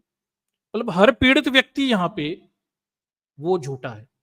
और शोषक लोग जो हैं वो न्यायालय में बैठे हैं, सब जगह बैठे हैं, वो सारे लोग व्हाइट कॉलर, साफ सुथरे लोग। और ये ट्रेंड है, इसी तरह से सिस्टम काम कर रहा है। अब आगे देखिए, ज्यादातर मामले झूठ गलत कहकर उन्होंने बंद कर दिए। आगे वो क्या कह रहे हैं, बलवंत सिंह कहते हैं कि भाई, अध्ययन में पता चला है कि जो अधिकांश केस बंद किए गए थे उनमें महिलाओं को अपने पति या ससुराल पक्ष की ओर से हिंसा का सामना करना पड़ा था। ये इनका है जिन्होंने 400 से ज्यादा केस स्टडी किए। वो कह रहे हैं कि भाई, पुलिस बंद कर देती है मामले, बहुत कम मामले ऊपर जाते हैं और ज्यादातर मामले पुलिस बंद कर देती है, और उनमें महिलाओं को हिंसा का सामना करना पड़ा था, वायलेंस हुई थी। ठीक, और कोई आश्चर्य भी नहीं, आप अगर गांव देहात में रहते हैं तो पत्नियों को पीटना इस देश का दस्तूर है। गांधी जी ने भी अपनी पत्नी को कुछ मर्तबा पीटा है। ठीक है, आप भी जानते हैं, वो स्वीकारते भी हैं शायद अपनी किताब में से। तो पत्नियों को पीटना इस देश का दस्तूर है। ठीक, और इसमें आश्चर्य भी नहीं। अगर आप समाज में थोड़े भी आसपास थोड़े इस चीज से परिचित हैं तो अपने आसपास देख सकते हैं, पत्नियों को पीटना पीटना आराम से दिख जाता है। आंख खोलेंगे तो आपको सुबह उठे हुई महिलाओं के सूजे हुए गाल और हाथ पैरों पर निशान, अगर वो कभी हो देखें ध्यान से तो अपने आसपास ऐसी कई महिलाएं आपको मिल जाएंगी। ठीक, थोड़े से गांव देहात तक चले जाएं, थोड़े पिछड़े क्षेत्रों में चले जाएं, अपनी शहरी कॉलोनियां, क्योंकि वहां तो चार दीवारी के अंदर होता है तो पता नहीं चलता, और शहरों में सभ्य कॉलोनियों में शारीरिक हिंसा नहीं होती लेकिन मानसिक हिंसा होती है, यौन हिंसा होती है। गांव देहातों में शारीरिक हिंसा होती है। ठीक, इतना अंतर है, तो वहां सामने दिख जाता है। थोड़े भी आप अयोध्या बस्तियां, निम्न जाति बस्तियां इधर उधर जाएं तो इन महिलाओं के हालात आप बड़ी आसानी से देख सकते हैं। सभ्य बस्तियों में आपको मानसिक हिंसा का शिकार महिलाएं दिखेंगी। बस वही महिलाएं हैं जो इतनी ताकतवर हैं कि वो न्याय के लिए आगे बढ़ जाती हैं। ठीक, आगे देखिए, आगे वो कह रहे हैं कि भाई 498 का बहुत देखिए, उनके अनुसार, हाँ देखिए, उनके अनुसार 498 का बहुत दुरुपयोग हो रहा है। ऐसी धारणा सभी पक्षों के पितृसत्तात्मक सोच का कारण बनी हुई है। पुलिस ने इन मामलों को निजी विवाद की तरह मानती है, जिन्हें सुलझाया जाना चाहिए। ये भी बहुत होता है, जब आप कोई महिला पुलिस में न्याय के लिए जाती है, तो पुलिस में तो सब वही जातिवादी ऊंची जात के लोग बैठे हैं। मानते अरे परिवार का मामला है, वो पति ने दारू पी के पीट दिया, वो कॉमन सी बात है, चलो इसे समझाओ बुझाओ छोड़ दो। केस वेस दर्ज ही नहीं करते। मतलब बहुत ज्यादा बड़ा मामला हो तभी केस दर्ज होता है, छोटे मोटे मामलों में तो कोई केस दर्ज होता ही नहीं। पिटना कुटना महिलाओं की नियति है। वहां बैठे पुलिस में बैठे जातिवादी मानसिकता के लोग, पुरुषवादी मानसिकता के लोग इन चीजों को कभी आगे ही नहीं बढ़ाते। ये एक बड़ी सामान्य सी बात है, और यही बात ये बलवंत सिंह भी यहाँ पे कह रहे हैं। ठीक, आगे देखिए। अपर्णा भट्ट ने कहा कि 498 ए के तहत केस दर्ज करना अपने आप में बहुत मुश्किल है। अब देखिए लीगल पॉइंट भी देख लीजिए कितना मुश्किल है किसी महिला के लिए। रोना बहुत रोते हैं, पुरुषों का ये रोना बहुत है कि महिलाओं के पक्ष में कानून है, पर आप उन कानूनों की प्रैक्टिकलिटी देखिए। मैंने पहले वो गोदा मैथुन वाले मामले में भी बताया था कि कितना मुश्किल है किसी महिला के लिए, मतलब इक्वल टू इम्पॉसिबल। पति अगर गोदा मैथुन कर रहा है तो वो तो सिद्ध हो ही नहीं सकता, वो बच ही जाएगा। ठीक, ऐसे ही मामला पति अगर पिटाई कर रहा है, पति अगर दहेज की मांग कर रहा है, तो लीगली वो चीज कोर्ट में प्रूव करना कितना मुश्किल है किसी महिला के लिए। थोड़ा देखिए ये क्या कह रही है अपर्णा भट्ट, जो कि इस मामले की एक्सपर्ट है। अपर्णा भट्ट ने कहा कि 498 के तहत केस दर्ज करना अपने आप में बहुत मुश्किल है, क्योंकि पुलिस अक्सर एफआईआर दर्ज करने के पहले विवादों को हल कराने की कोशिश करती है। पहला तो मामला यही होता है, आप गए, महिला ने पहुंची, तो पुलिस का पहला एफर्ट होता है समझा बुझा कर घर भेज दो, केस तो दर्ज करो ही मत। पिटना कुटना अपनी जगह, बस घर परिवार पति वती को बुला लिया और बैठा के समझौता करा दो, यही उनका मूल उद्देश्य। ठीक, पहली रिपोर्ट में यह बात सामने आ गई कि पुलिस एफआईआर दर्ज करने से पहले सुलह की कोशिश करती है और दंपति के परिवार को बचाने की सलाह देती है। ठीक है, सबसे पहले महिला को दुहाई दी जाती है। मैं आपको बता देता हूं, पुलिस में बैठी परिवार कल्याण की सदस्य बुला ली जाती हैं महिलाएं, वही कुछ नेताओं की इस टाइप की औरतें जो खुद कोई नियम नहीं मानती, लेकिन वो पीड़ित महिला को ज्ञान देती हैं। अरे अपना परिवार बचाओ, बच्चों की कौन देखभाल करेगा, पति छोड़ दोगी तो खाओगी क्या, बुढ़ापे में कौन तुम्हारी मदद करेगा। ठीक, पति नहीं रहेगा तो अड़ोस पड़ोस के लोग तुम्हें शोषण कर लेंगे, फलाना ठिकाना, वही दकियानूसी दो कौड़ी की बातें। तो डराना शुरू होता है। पहली महिला शिकायत करने जाती है थाने में, उसके लिए ये डराना शुरू किया जाता है, और फिर पति के परिवार को बचाने की कोशिश की जाती है। ठीक, उससे कहा जाता है परिवार के नाम पे सब सहते रहो। कई मामलों में शारीरिक उत्पीड़न को स्पष्ट संकेत के बाद ही पुलिस शिकायत दर्ज करती है। देख लीजिए। ठीक, अब ये एक्सपर्ट ये कह रहे हैं कि पुलिस तभी शिकायत दर्ज करती है अब सीधे पिटाई कुटाई के या शरीर में हाथ चोटों के निशान। ऊपर न्यायालय कह रहा है कि अरे भाई बस मौखिक शिकायत पर दर्ज हो जाती है। न्यायालय कितना भूला है, पुलिस मुंह से बोली शिकायत पर दर्ज करेगी, बहुत मुश्किल है भैया, ऐसा नहीं होता। जब तक सच में कुछ ना हो, पुलिस सच में हो जाए तो भी नहीं करती। खैर, जब तक आप पे सोर्स ना हो तब तक तो आप रिपोर्ट भी दर्ज नहीं करवा सकते। मीडिया ना हो तो पुलिस कभी रिपोर्ट ही ना दर्ज करे। ठीक, बलवंत सिंह कहते हैं कि पुलिस मामले दर्ज करने की अनिच्छुक होती है। ये देख लीजिए, एक्सपर्ट हैं, 400 केसों का एक्सपर्ट है। ये कह रहे हैं कि भाई पुलिस मामला दर्ज करने की अनिच्छुक होती है। कई मामलों में महिलाओं को केस दर्ज कराने के लिए मजिस्ट्रेट के पास जाना पड़ता है। ये भी देख लीजिए। मतलब आप हिपोक्रेसी की हद देखिए। ऊपर बैठा न्यायपालिका ये कह रहा है कि झूठे केस हैं, और जो नीचे बैठे हैं वो महिला पीड़ित महिला कुट पिट के पुलिस के पास गई, पुलिस ने भगा दिया, नहीं कर रहे। गरीब होती है तो भगा ही देते हैं। अगर सक्षम होगी तो मजिस्ट्रेट के पास जाकर केस दर्ज करवा लेगी, प्राइवेट केस। नहीं तो ज्यादातर मामलों में पुलिस की इच्छा ही नहीं होती केस दर्ज करने की, रिकॉर्ड ही नहीं खराब करते अपना। ठीक, अपर्णा भट्ट कहती हैं कि अगर एफआईआर दर्ज भी हो जाती है तो महिला पर ससुराल का भारी दबाव होता है, उसके परिवार, पुलिस, यहां तक कि जज की तरफ से भी। अब ये भी बहुत है। ठीक, अगर एफआईआर दर्ज करा भी दे कोई महिला, तो अब देखिए क्या सिस्टम काम करता है। पूरा परिवार मिलकर उस महिला पे दबाव बनाता है, ससुराल और मायके दोनों मिलकर समझौता कर लो। पुलिस भी दबाव बनाती है, परिवार भी दबाव बनाता है, जज भी दबाव बनाता है, थाने में जज भी दबाव बनाता है। एक जज साहब थे, मध्य प्रदेश का एक केस था, एक आदमी ने 2 शादी कर ली थी। अब ये तो लीगली पॉसिबल नहीं। अब वो दुबे जी जज साहब थे, उनका वो बहुत बड़ा हृदय, बड़ा विशाल था। दोनों पत्नियों को बुला के पूछते हैं, कानून मानून तो सड़क पे रखें, कि भाई तुम इसके साथ रह लोगी, वो कहती हैं हाँ रह लेंगी, कहती हैं जाओ, हो गया। मतलब ये ऐसे तो कानून होते हैं। एक जज साहब थे जो महिला से पूछते हैं, रेप की पीड़ित महिला थी, वो तो पता ही ना, फेमस केस चला था शायद छत्तीसगढ़ का, कहाँ का था। उस महिला से पूछते हैं कहाँ कैसे रेप किया था, कपड़े उतार के बताओ। वो महिला फिर गुस्सा हो गई तो उसे ही जेल में डाल दिया। मतलब पीड़ित अपराधियों के सामने जज ये कह रहा है कि कहाँ रेप हुआ था, कपड़े उतार के बताओ। तो ये तो जब आपकी न्यायपालिका की मानसिक स्थितियां हैं, तो अब आप सोचिए महिला को न्याय पाना कितना मुश्किल है। अगर रेप एफआईआर दर्ज करा दी तो महिला पे दबाव शुरू हो जाते हैं, पुलिस से, परिवार से, जज भी, वो भी रफे दफे करने के चक्कर में ही रहता है। ठीक, वो भी यही चाहता है मामला सेटल हो जाए। यहाँ पे सुप्रीम कोर्ट खुद लिख रहा है ना, इस मामले को जमानती और समझौता योग्य बना दो। सरकार से सुप्रीम कोर्ट कह रहा है कि ये 498A को जमानती और समझौता योग्य बना दो, तो हम केस जल्दी खत्म कर देंगे। मतलब अल्टीमेटली आपको न्याय नहीं है, आपको समझौते करवाने। ठीक, ये आपकी इच्छा दिखाई दे रही। आगे देखिए, उनके मुताबिक परिवार समझौते के लिए बच्चों की कस्टडी को हथियार बनाते हैं, जिससे महिलाओं पर सुलह का दबाव बन जाता है। फिर बच्चों की भी बड़ी समस्या होती है। ठीक, बच्चों को अपने पास रख लेते हैं महिला को मेंटल टॉर्चर करने के लिए, वो कस्टडी का केस विवाद बनाते हैं।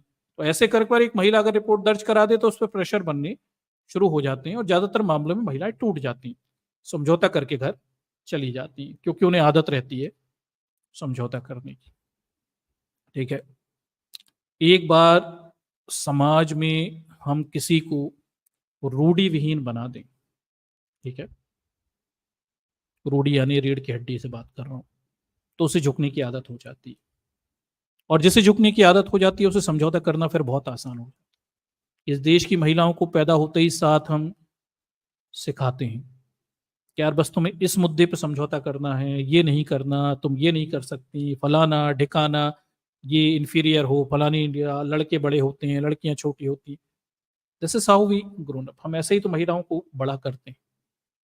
तो फिर पिटना, कुटना, अत्याचार सहना, फिर समझौता करके वहीं फिर वापस चले जाना, फिर हंसी खुशी रहने लगना, फिर कुछ दिनों बाद कुटाई पिटाई कर सहना। ये इस देश की बड़ी महिला आबादी की नियति है, ये उन्हें सहना पड़ता है। ठीक, अगर आप शहरों में रहते हैं, विदेशों में रहते हैं, अच्छा पढ़े लिखे हैं, और आपको ये सब नहीं पता, तो आपको भारत की इस सच्चाई के बारे में पता होना चाहिए। ठीक, अगर आप न्यूक्लियर फैमिली में रहते हैं शायद आपको नहीं पता होगा, लेकिन कंबाइंड फैमिली की ये सब चीजें ढकी छुपी हैं, पर ये सच्चाई है। आगे देखिए, बलवंत सिंह ने कहा कि रिश्तेदारों के दबाव या तलाक के लिए पति की राजी हो जाने या महिला को उसके मायके भेजने की बात मानने की वजह से अक्सर महिलाएं अपने केस को आगे बढ़ा पाने में खुद असहाय होती हैं। अब ये भी परेशानी है, महिला को छोड़ देंगे, फिर उसे बोल धमकी देंगे कि तुझे वापस अपने पति बाप के घर भेज देंगे। ऐसे कई दबाव बनने शुरू हो जाते हैं। फाइनली महिला फिर असहाय स्थिति में तो रहती है। ज्यादातर महिलाएं तो ऐसी रहती हैं, पति की तनख्वाह पे पलती रहती हैं, तो पहले ही बेचारी इंडिपेंडेंट तो है ही नहीं, तो वो स्ट्रॉन्ग कोई स्टैंड लेगी कैसे। फाइनली वो फिर समझौता हो जाता है इस मामले में। फिर यही चीज को आगे सुप्रीम कोर्ट और हाई कोर्ट कहता है देखो दुरुपयोग हो रहा है। ठीक, अगर मामला आगे भी बढ़ जाए तो हिंसा को सिद्ध कर पाना बहुत मुश्किल है। अपर्णा भट्ट के मुताबिक कई तरह की हिंसाएं होती हैं, शारीरिक, मानसिक, आर्थिक। इनमें से अधिकांश को लेकर कोई चिकित्सकीय सबूत नहीं होते। यह भी बड़ी परेशानी है। शारीरिक हिंसा तो चलो चिकित्सा से पता चल जाएगी, अब मानसिक और आर्थिक हिंसा को आप कैसे डिफाइन करोगे। मतलब कुछ लोग अपनी पत्नियों को कोई पैसा नहीं देते। मैं ऐसे भी आदमियों को जानता हूं जो अपनी पत्नियों की साड़ी, पेटीकोट, ब्लाउज और चड्डी बनियान तक खुद खरीद के लाते हैं। ऐसे जानता हूं, मेरे कुछ जैन परिवार के मेरे मित्र हैं, और वो पैसे वाले लोग हैं, पढ़े लिखे लोग हैं, पर वो अपनी महिला को इतनी भी आजादी नहीं देते। वो भी वो तय करेंगे, ये तक मैंने मतलब देखा हुआ है। पैसा देना तो बहुत दूर की बात है, क्या चाहिए हमें बता दो हम ला देंगे। इस तरह के हमने पुरुषों को मैंने बड़ी तादाद में देखा हुआ है। शहरों में कुछ लोग खुला जीवन जी रहे हैं, शायद वो समाज के इस वर्ग से परिचित ना हो, पर अपने आसपास आंख खोल के देखिए, इस तरह के अधिकांश लोग अपने आसपास ही आपको दिख जाएंगे, रूढ़िवादी लोग, ठीक, वो आपके आसपास ही दिख जाएंगे। बड़ा विचित्र है, बड़ा अजीब है। उनके लॉजिक भी बड़े अजीब हैं। मेरे जो मित्र रहते हैं, जैन हैं कुछ, विशेषकर सबसे ज्यादा रूढ़िवादी समाज मैंने जैनों का देखा, ठीक, ब्राह्मणों से ज्यादा रूढ़िवादी, मुसलमानों से ज्यादा रूढ़िवादी, भयानक रूढ़िवादी। उनके लॉजिक भी बड़े अजीब हैं। मतलब वो कहते हैं अंडर गारमेंट्स की दुकान पे वो आदमी खड़ा होगा, आप क्या ये आदमी से मांगेंगे? यार मैंने कहा कौन सी जी दुनिया में रह रहे हो तुम यार, पता नहीं कौन सी दुनिया में ये लोग रहते हैं, आई डोंट नो। ठीक, इस तरह के लोग हैं। आप थोड़ा आंख खोल के देखिए, आपको दिख जाएगा, महिलाओं की स्थिति दिख जाएगी। पूरा फाइनेंशियल कंट्रोल रहता है। अगर महिला अशिक्षित है, शिक्षित भी है, बेरोजगार है, पति पर निर्भर है, तो भयानक रूप से वो आर्थिक रूप से नियंत्रित रहती है। समाज का बड़ा वर्ग ये हथियार के रूप में से इस्तेमाल करता है।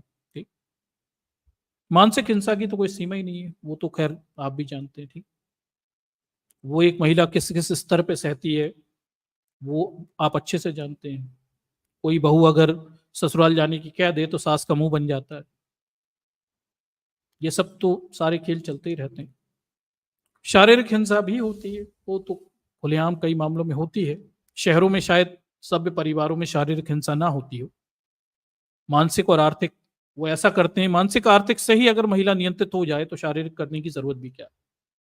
ठीक, तो सभ्य परिवारों में जो सो कॉल्ड तथाकथित सभ्य परिवार हैं, हिंदू सांस्कृतिक परिवार, वो किसी महिला को शारीरिक, मानसिक और आर्थिक तरीके से ही नियंत्रित कर लेते हैं। उन्हें शारीरिक हिंसा करने की जरूरत नहीं पड़ती। गांव देहातों में या शिक्षित समाजों में शारीरिक हिंसा भी महिलाओं को खूब झेलनी पड़ती है। ठीक? अब सर अपने घर की बाइयों को देखिएगा, पिट पुट कर ही आती हैं, या पूछिएगा उनसे, वो जवाब दे देंगी आपको। ठीक, तो ये चीजें मुश्किल है, बहुत सिद्ध करना बहुत मुश्किल है। अपर्णा भट्ट कहती हैं कि ये बहुत मुश्किल होता है इन चीजों को प्रूव कर पाना। कई मामलों में महिलाओं को केस दर्ज होने से पहले लंबे समय तक इंतजार करना पड़ता है, और तब तक सबूत इकट्ठा करने में काफी समय बर्बाद हो जाता है।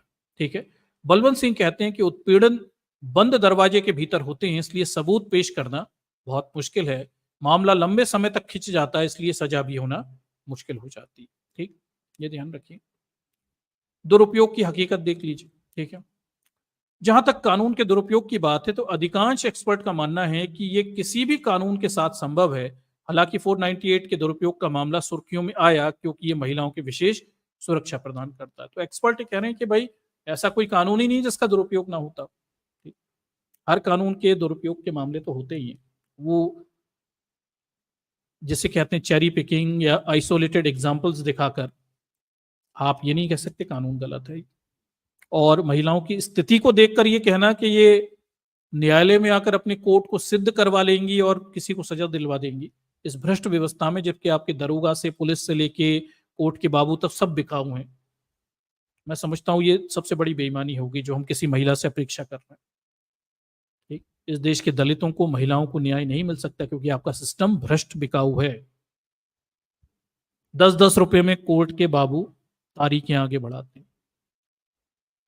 जब इस स्तर पे भ्रष्टाचार है तो ये महिला कहां से न्याय पा पाएगी? इसके पास पैसे नहीं है, इसकी कोई सुनने वाला नहीं है, और ये समाज की एक कुरीति का विरोध कर रही है जिसपे समाज मौन है, चुप बैठा हुआ है। समाज में सब लोग ये काम कर रहे हैं, इसलिए वो इस चीज पे बात ही नहीं करना चाहते। भाई इस समाज की कुछ खास बात है, जातिवाद इस समाज में सब लोग करते हैं, इसलिए वो जातिवाद पे बात ही नहीं करते। महिलाओं पे अत्याचार ये पूरा समाज मिलकर करता है, इसलिए वो महिला अत्याचार पे बात ही नहीं करना चाहता। तो जब आप समाज की कुरीतियों के विरुद्ध जाकर कुछ मांगेंगी, बहुत मुश्किल है, और उसके लिए आपको बहुत सक्षम होना पड़ेगा, सहायता की जरूरत है।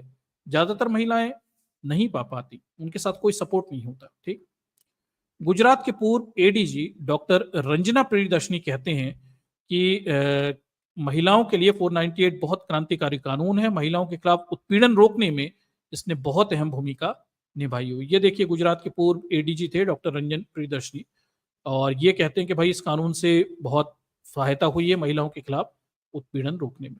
ठीक, वो कहते हैं कि दुरुपयोग तो किसी भी कानून का हो सकता है। बलवंत सिंह के अनुसार झूठे या गलतफहमी को आधार बनाकर बंद किया गया मामले में पति या उसके परिवारों की ओर से हिंसा हुई थी। हालांकि उन्हें वकीलों ने बताया था, ठीक है, ये सब बात बता रहे हैं कि हिंसा इसमें हुई है। हम्म।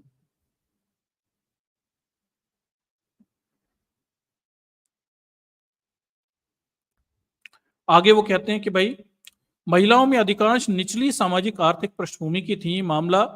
मामूली साक्षर थी। वे वकील या अपने परिवार या पुरुष सदस्य, धार्मिक नेता या सरपंच की सलाह पर चल रही थी। कई बार गलत लोगों की सलाह लेकर भी महिलाएं अपने केसों को आगे बढ़ाती हैं और उन्हें न्याय नहीं मिल पाता, ये भी होता है। ठीक,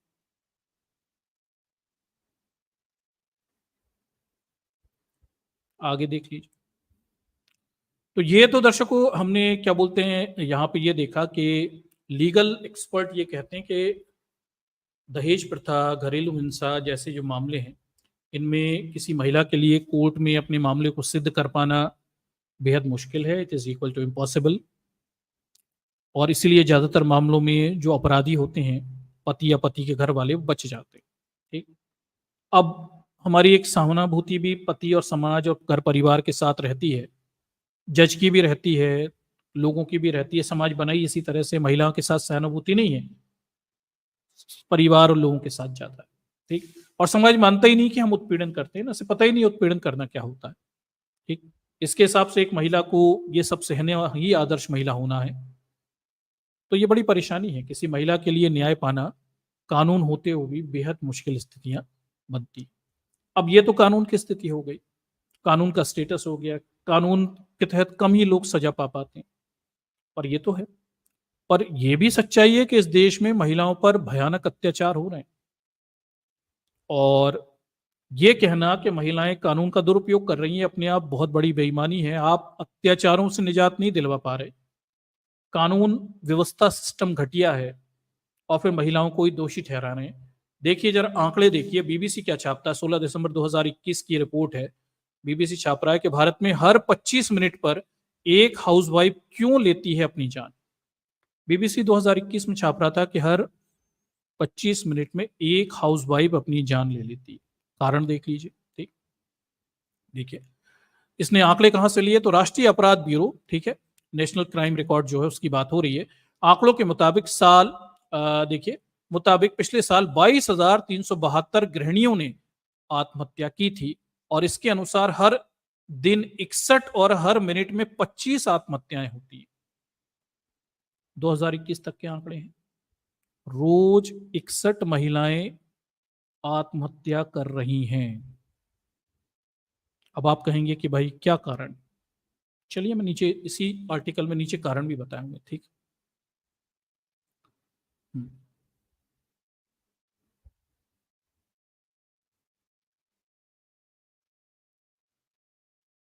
आगे देखिए।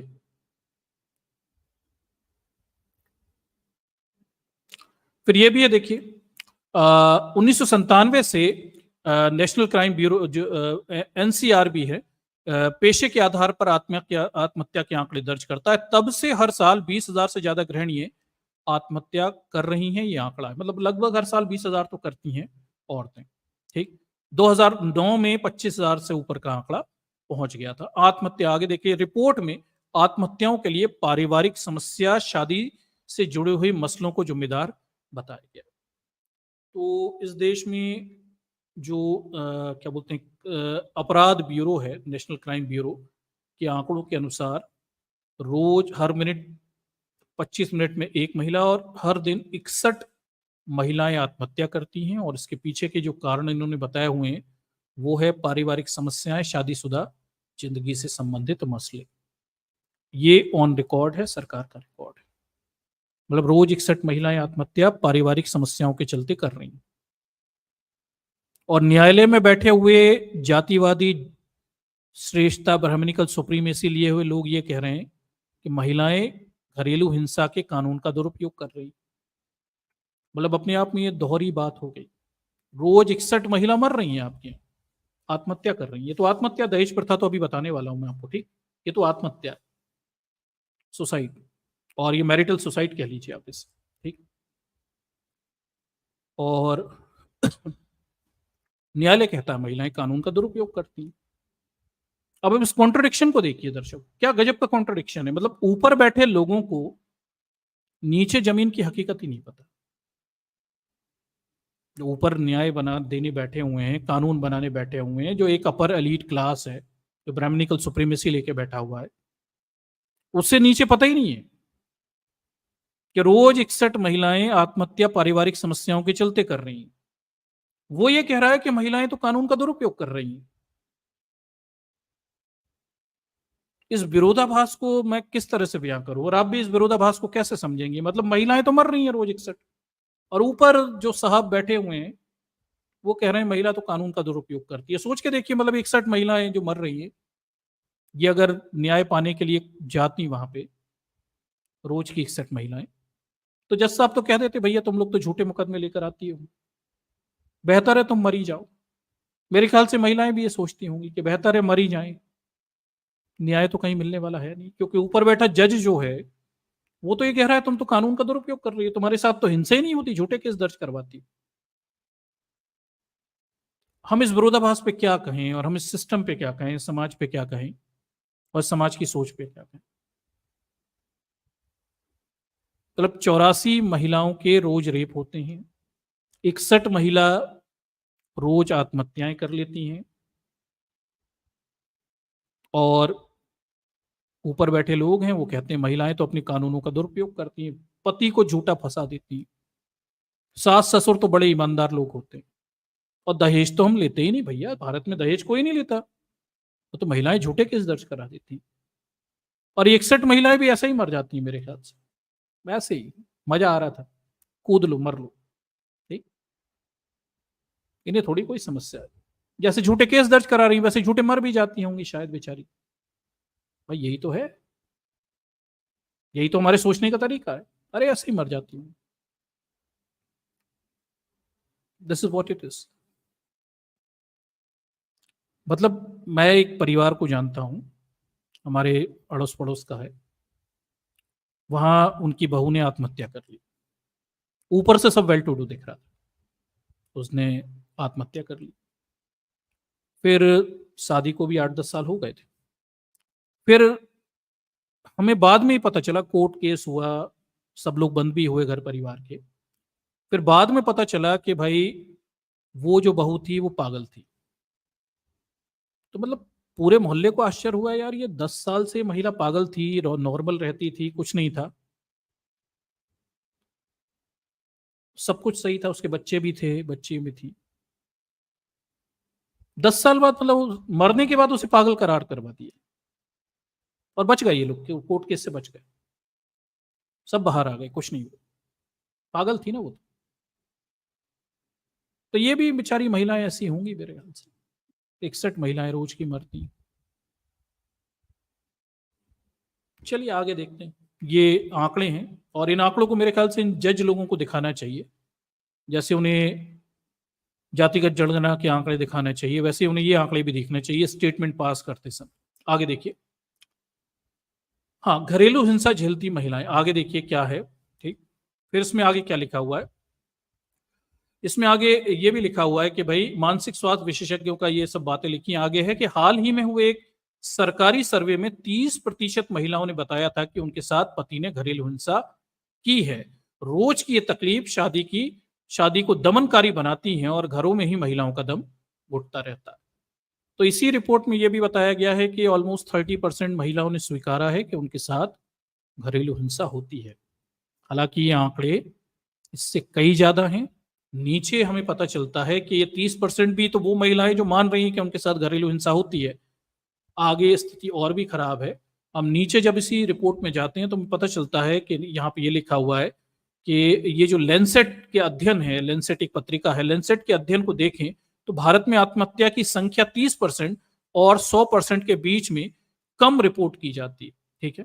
तो लेंसेट ये कहता है कि बहुत बड़ी संख्या होगी, जो डेथ रेट होगा ये बहुत बड़ा होगा, असलियत में जो रिपोर्टिंग हो रही है बहुत कम, ठीक है। और क्या बोलते हैं, ये आत्महत्याओं की दर कम रिपोर्ट हो रही है, और भी ज्यादा होगी, गांव खेड़ों से थोड़ी कोई खबरें आ पाती होंगी पुलिस तक, ठीक। तो ये भी एक बड़ी बात। आगे देखिए। फिर वो लिखते हैं कि आत्महत्या अब भी खुलकर बात नहीं होती, आत्महत्या पर अब भी खुलकर बात नहीं होती, इसे कलंक के तौर पर देखा जाता है, अधिकतर परिवार इसे छुपाने की कोशिश करते हैं। ग्रामीण भारत में ऑटोप्सी की कोई जरूरत नहीं होती और अमीर स्थानीय पुलिस के जरिए आत्महत्या को आकस्मिक मृत्यु दिखाने के लिए जाने जाते हैं। पुलिस की प्रविष्टियां सत्यापित नहीं है। लेंसेट कहता है ये आंकड़े भी गलत है।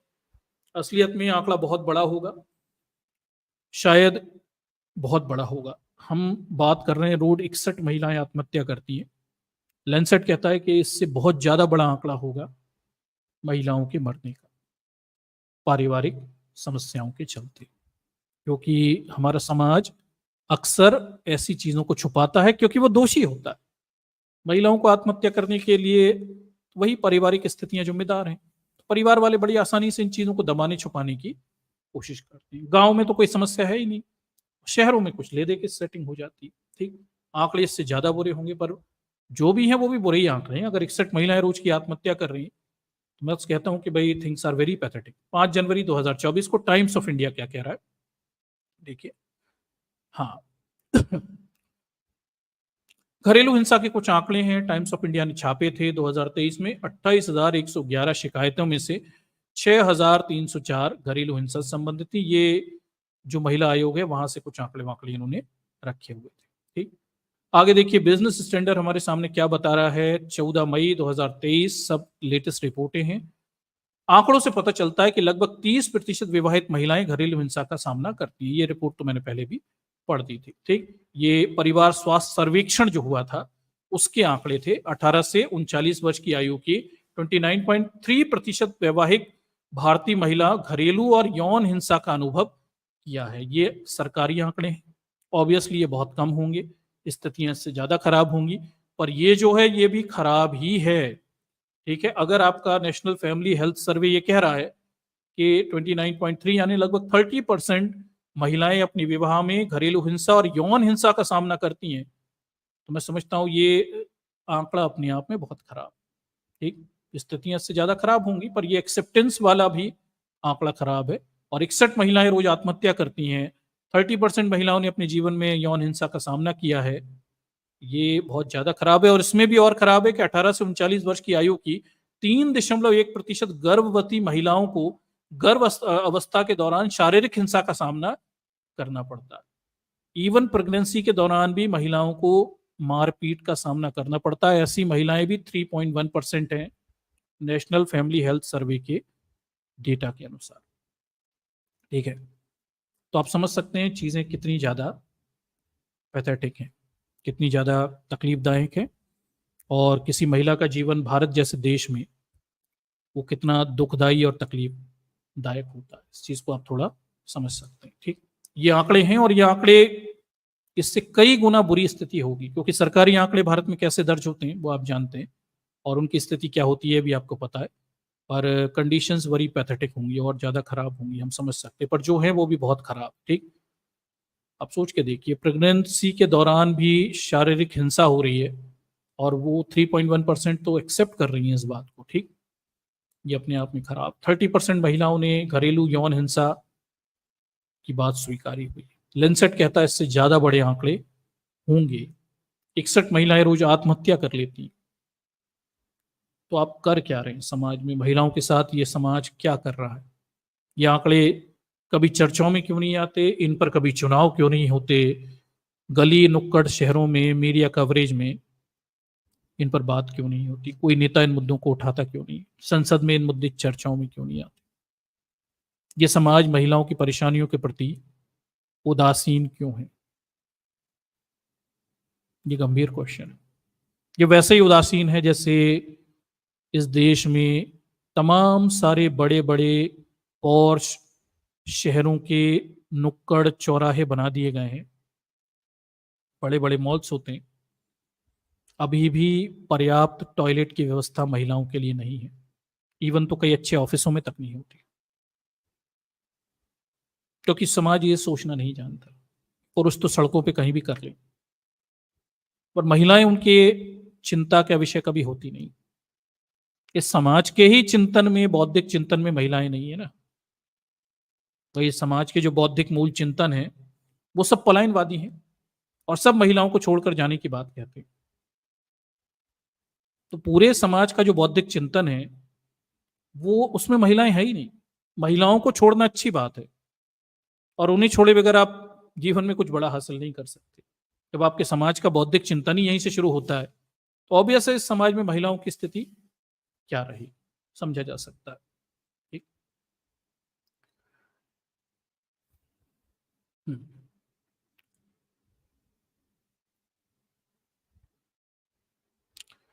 हाँ, नेशनल फैमिली हेल्थ सर्वे ये भी कहता है कि वैवाहिक हिंसा की शिकार 87% विवाहित महिलाएं मदद नहीं मांगती। तो नेशनल फैमिली हेल्थ सर्वे में यह भी बताया गया था कि 87% वो महिलाएं जिनके साथ हिंसा होती है वो कभी मदद नहीं मांगती, मतलब दे नेवर कंप्लेन।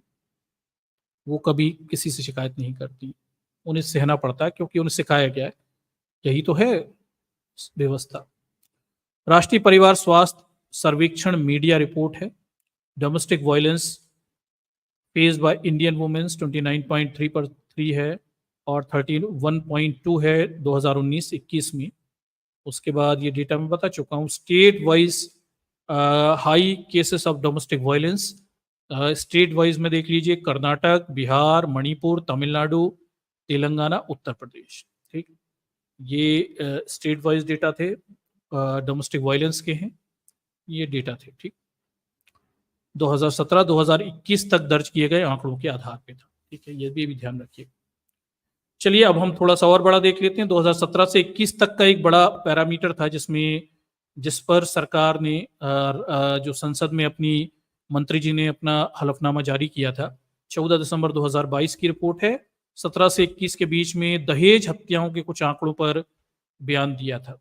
ठीक है, और ये आज तक क्या कहता है? दहेज के लिए देश में हर रोज 20 महिलाओं की हत्या। उत्तर प्रदेश में सबसे अधिक मामले, और ये इसने बताया। तो आज तक हमें बता रहा है कि भाई ये जो मंत्री जी हैं अजय कुमार मिश्रा टेनी, ये राज्यसभा में एक प्रश्न का जवाब दे रहे हैं और एक बड़ा फेज बता रहे हैं दहेज हत्याओं की भारत में क्या स्थिति है। और ये फेज इन्होंने लिया है पूरा 2000 क्या बोलते हैं 17 से 21 तक का एक फेज बताकर ये बता रहे हैं कि भाई इन पूरे वर्षों में भारत में दहेज हत्या की एक लंबा फेज है, क्या स्थिति रही। तो देखिए हर रोज 20 महिलाओं ने क्या किया, दहेज के लिए देश में हर रोज 20 महिलाओं की हत्या होती। दर्शकों थोड़ा डेटा रिकॉर्ड करिएगा। 61 महिलाएं रोज आत्महत्या कर रही हैं पारिवारिक समस्याओं के चलते। 30% महिलाओं ने स्वीकारा कि उनके साथ घरेलू यौन हिंसा हुई है शादी में। 3 पॉइंट कुछ परसेंट महिलाओं ने कहा कि वो गर्भ प्रेगनेंसी तब भी उनके साथ मारपीट हुई है, हिंसा हुई है। फिर हमें पता चला कि गृह राज्य मंत्री अजय कुमार मिश्रा टेनी राज्यसभा में एक प्रश्न का जवाब देते हुए कहते हैं कि दहेज के लिए देश में हर रोज 20 महिलाओं की हत्या की जाती है। हाँ, आपने कभी ये सारी चीजें खबरों में सुनी है क्या? 2014 के बाद मीडिया ने इन सब चीजों पर रिपोर्ट करना बंद कर दिया है। अब कोई इन मुद्दों पे बात नहीं करता। हाँ, 14 के पहले होती थी। हमने देखा इस देश के मीडिया को इन मुद्दों पे, सामाजिक मुद्दों पे बात करते हुए। 14 के बाद एकाएक देखिए सारी चीजें गायब हो गई। इन मुद्दों पे अब कोई बात नहीं होती। दहेज हत्या, कन्या शिशु बाल हत्या, विधवा प्रथा, ये सारी चीजें गायब हो गई। इन पे समाज बात ही नहीं करता। ऐसे है जैसे कुछ होता ही नहीं। पूरी तरह से मीडिया से खबरें गायब हैं। एक चैनल है, एक न्यूज़पेपर है भास्कर, वो तो एक नया ट्रेंड चलाता है। 2014 के बाद मैंने देखा उसकी हेडलाइन होती है नो नेगेटिव खबर। 2014 के पहले वो आग उगलता था सरकार के ऊपर, अब उसने एक नया ट्रेंड चलाया, नो नेगेटिव खबर। मतलब नो नेगेटिव खबर का मतलब क्या है? सरकार की जूते ही चाटोगे आप, लोगों को कुछ बताओगे ही नहीं। अभी सरकार के आंकड़े हैं, यही सरकार दे रही है। यही अजय मिश्रा टेनी, जानते हो ना, इसके लड़के ने कार चढ़ा दी थी किसानों के ऊपर। ठीक? ये क्या जवाब दे रहा है? ये कह रहा है कि एक लंबे टाइम स्पेन में जवाब दे रहा है। दहेज के लिए देश में हर रोज 20 महिलाओं की हत्या होती है। ठीक, उत्तर प्रदेश में सर्वाधिक मामले, ये बता रहा है। केंद्रीय गृह राज्य मंत्री अजय कुमार मिश्रा के द्वारा राज्यसभा में दहेज हत्या को लेकर आंकड़े पेश किए गए, जिसमें बताया गया कि देश में 2017 से 21 के बीच प्रतिदिन 20 दहेज हत्याएं दर्ज की गई। मतलब एक लंबा फेज है, एक आध साल की भी बात नहीं हो रही। रोज 20 दहेज हत्याएं दर्ज की गई हैं। और हमारे न्यायाधीश महोदय हैं जो ऊपर बैठे हुए हैं, ब्राह्मणिकल सुप्रीमेसी वाले, वो कहते हैं महिलाएं कानून का दुरुपयोग करती हैं। नीचे महिलाएं रोज 20 की मर रही हैं, 61 आत्महत्याएं कर रही हैं, 20 दहेज हत्या में रोज मर रही हैं, 30% महिलाओं में यौन हिंसा का सामना किया, गर्भवती महिलाएं भी यौन हिंसा का सामना कर रही हैं, लेकिन वो 498A में केस दर्ज करने जाती हैं तो न्यायाधीश महोदय कहते हैं यार तुम झूठा केस दर्ज करते हो। गजब का विरोधाभास है इस देश में, और गजब का ब्राह्मणवादी न्याय तंत्र इस देश में चल रहा है, और रामराज तो गजब का ही चल रहा है। 2014 के बाद देश आजाद हुआ है, और जो रामराज इस देश में चल रहा है वो तो गजब का ही चल रहा है। महिलाएं जीना ही नहीं चाह रही, सीधे प्रभु मिलन चाह रही हैं। ठीक, तो देखिए ये बता रहे हैं कि 2017 से 21 के बीच में प्रतिदिन 20 दहेज हत्याएं दर्ज की गई हैं, जिनमें उत्तर प्रदेश में प्रतिदिन सबसे अधिक 6 मौतें दर्ज की गई हैं। 2017 से 21 के बीच में देश में 35,493 दहेज हत्याएं दर्ज की गई। दहेज हत्याएं रोज की 20 हैं, टेनिये बताते हुए दिख रहे हैं अपनी रिपोर्ट में। ठीक, ये स्थिति, ये देखिए लिखित में जवाब दिया है उन्होंने, लंबा सारा जवाब है। ठीक, उत्तर प्रदेश का नाम है, उसके बाद देखिए उत्तर प्रदेश के बाद फिर दूसरे नंबर पर है बिहार है। हाँ, नीतीश बाबू का बिहार। ठीक, कुछ लोग मुझसे कह रहे थे बड़ा लालू के समय बहुत खराब स्थिति थी, पर नीतीश बाबू के बिहार में सुशासन चल रहा है, सुशासन में भी देख लीजिए। ठीक, दहेज हत्या में उत्तर प्रदेश के बाद बिहार का नंबर दूसरे नंबर, फिर मध्य प्रदेश। मध्य प्रदेश वाले तो सब इन चीज़ों में हमेशा टॉप पे रहते हैं, बलात्कार और इन चीज़ों में। मध्य प्रदेश, फिर पश्चिम बंगाल, फिर राजस्थान। सारे अगर आप ध्यान से देखिए ये एक ही पट्टी के राज्य हैं। ठीक, इन्होंने एक्सपर्टाई हासिल कर रखी है दहेज प्रथा में। ठीक, और दहेज हत्या में, सॉरी प्रथा में नहीं, हत्या में। ठीक, चलिए फिर हम देखते हैं कि जनसत्ता हम ये भी बताता है कि एनसीआरबी में Uttar Pradesh, NCRB national crime bureau के आंकड़े जो है उसमें यूपी को बताया हत्या बलात्कार महिलाओं के खिलाफ जुर्म में नंबर 1। ठीक है, तो ये उत्तर प्रदेश की तो सभी चीजों में एक्सपर्टाई है, महिलाओं के खिलाफ जितने भी अपराध हैं उनमें उत्तर प्रदेश की बहुत ज्यादा सराहना है, ये काफी अच्छे नंबर लेके आते हैं। ठीक, आगे देखिए। उसके बाद विश्व बैंक ने एक सर्वे कराया हुआ था, और ये सर्वे के कुछ डेटा बीबीसी में छपे हुए थे। 5 जुलाई 2021 को विश्व बैंक का सर्वे था, और वो ये हमें क्या बता रहा है। देखिए, भारत में दहेज पर विश्व बैंक की ये रिपोर्ट आंख खोलने वाली है। वर्ल्ड बैंक ने एक लंबा समय का एक सर्वे किया था। विश्व बैंक के एक अध्ययन में पाया गया है कि पिछले कुछ दशकों में भारत में गांव में दहेज प्रथा स्थिर की स्थिर है, मतलब वैसे की वैसी है। शोध 1960 से लेकर 2008 तक ग्रामीण भारत में हुए 40,000 शादियों का अध्ययन किया गया। वर्ल्ड बैंक ने एक लंबा अध्ययन किया था 40,000 से ज्यादा शादियों का ग्रामीण भारत में विशेषकर। उन्होंने कहा है कि 95% शादी में दहेज दिया गया। ठीक है, तो वर्ल्ड बैंक की रिपोर्ट बताती है कि दहेज प्रथा आज भी वैसी की वैसी है। इन्होंने लंबा अध्ययन किया 1960 से 2008 तक, और 95% शादियों में दहेज का लेन देन भारत में हो रहा है। कम से कम ग्रामीण अध्ययन है, पर शहर भी इनसे अछूते तो है ही नहीं। ठीक, तो दहेज की हालत देखिए, तो दहेजों के लिए अगर महिलाओं के मारने की बात आ रही है, रोज 20 महिलाएं मर रही हैं, तो आश्चर्य नहीं है। जहां 95% लोग दहेज लेते हो शादी में, वहां दहेज के लिए 20 महिलाएं रोज मरती हों, तो मुझे इसमें आश्चर्य दिखाई नहीं देता।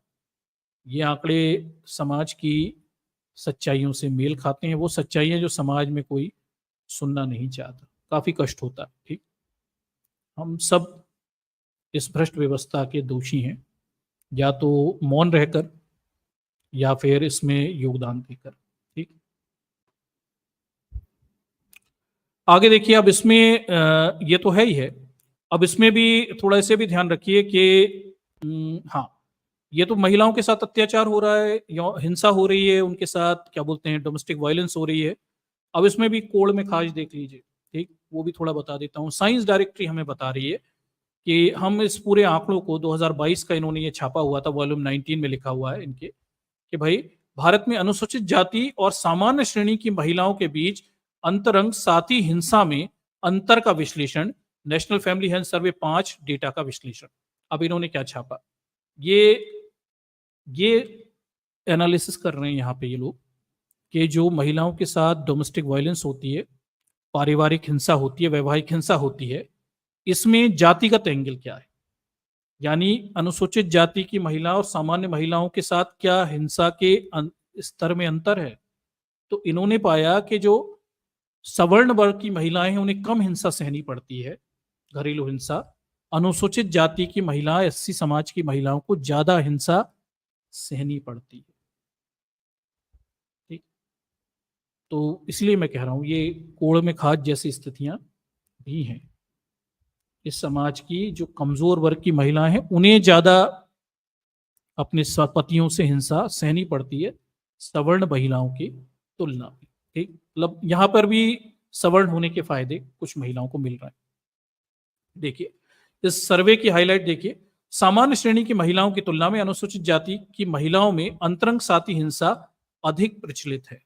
ठीक, उसके कई कारण भी बताए हुए हैं, पति का शराब पीना, ये सब कारण मारण इन्होंने बताए हुए हैं। काफी सारा इसमें मटेरियल है, बहुत बड़ी सी रिपोर्ट है और इसमें काफी सारा डेटा भी है। इन्होंने 15 से 39 वर्ष की आयु की 10,168 विवाह और एससी समाज के 9,695 विवाहों के अध्ययन करके ये अनुमान यहाँ पे लगाए। लंबा सारा आंकड़ा वाकड़ा दे रखा है, 26.33 का अंतर, कुछ इन्होंने एक सिस्टम निकाल कर ये चीजें बताई हुई है।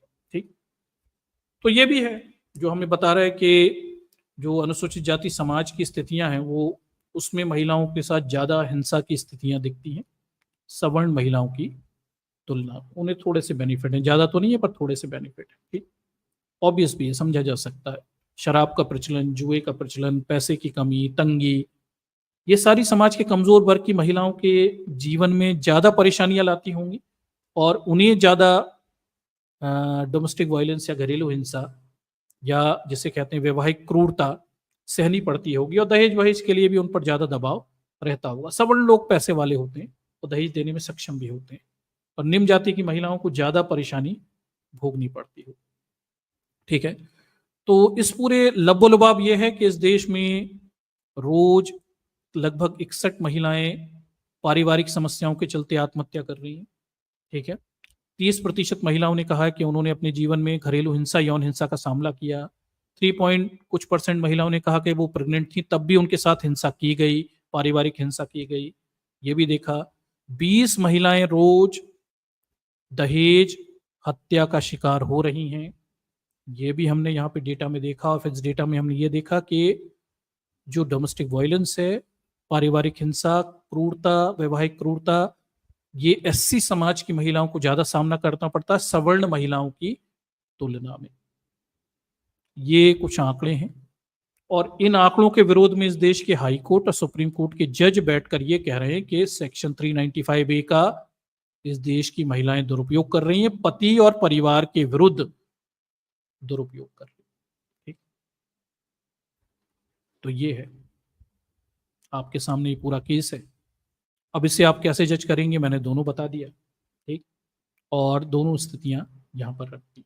ठीक, एक डेटा वो भी है जिसमें पतियों के साथ पत्नियां हिंसा करती हैं।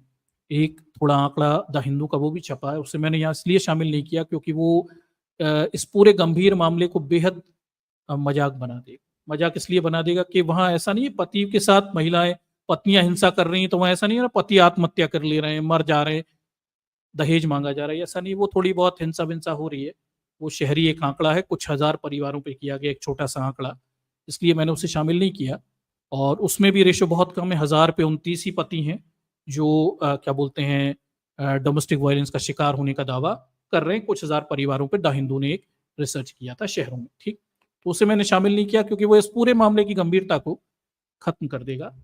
वो वैसी डोमेस्टिक वायलेंस नहीं है कि पति मर जाते हों, आत्महत्या कर लेते हों और घरेलू हिंसा का शिकार होते हो और पति प्रेग्नेंट होता हो तब भी पति उस पर पत्नी क्या बोलते हैं अत्याचार कर देती हो, ये सब थोड़ी हो रहा है। ठीक, तो वो एक गैर गंभीर किस्म का आंकड़ा है, वो मैंने यहाँ नहीं रखा क्योंकि हम यहाँ पे बहुत सीरियस बात कर रहे हैं। मतलब महिलाएं मर रही हैं, 61 महिलाएं सुसाइड कर रही, 20 महिलाओं को दहेज के लिए मार देते हो। याद है ना अभी, जब भी घर में सिलेंडर फटता है तो हमेशा घर की बहू जलती है, कभी सास नहीं जलती, पति नहीं जलता, नंद नहीं जलती।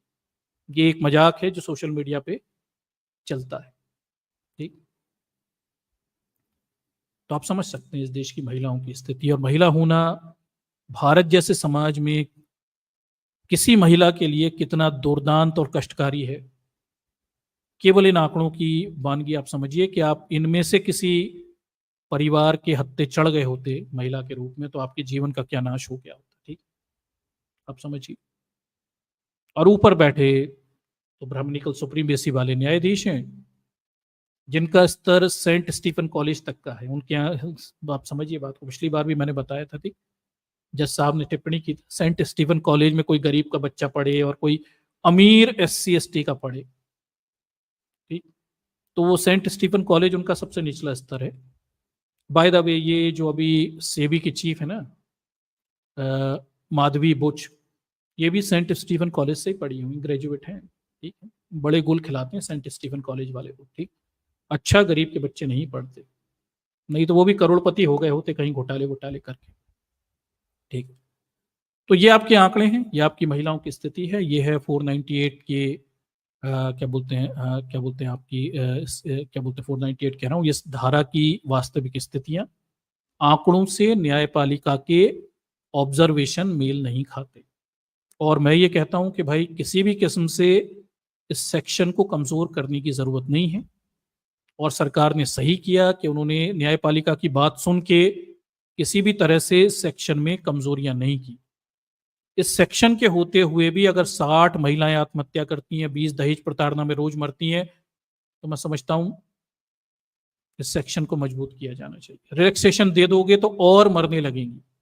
जब सेक्शन के होते हुए, इस धारा के होते हुए इतने बुरे हाल हैं, तो अगर नियम नहीं होगा तो थोड़ा बहुत भी डर लोगों में नहीं रहेगा, फिर वो खुलकर अपने मंसूबे करेंगे महिलाओं के साथ, और उनकी स्थिति और भी खराब हो जाए।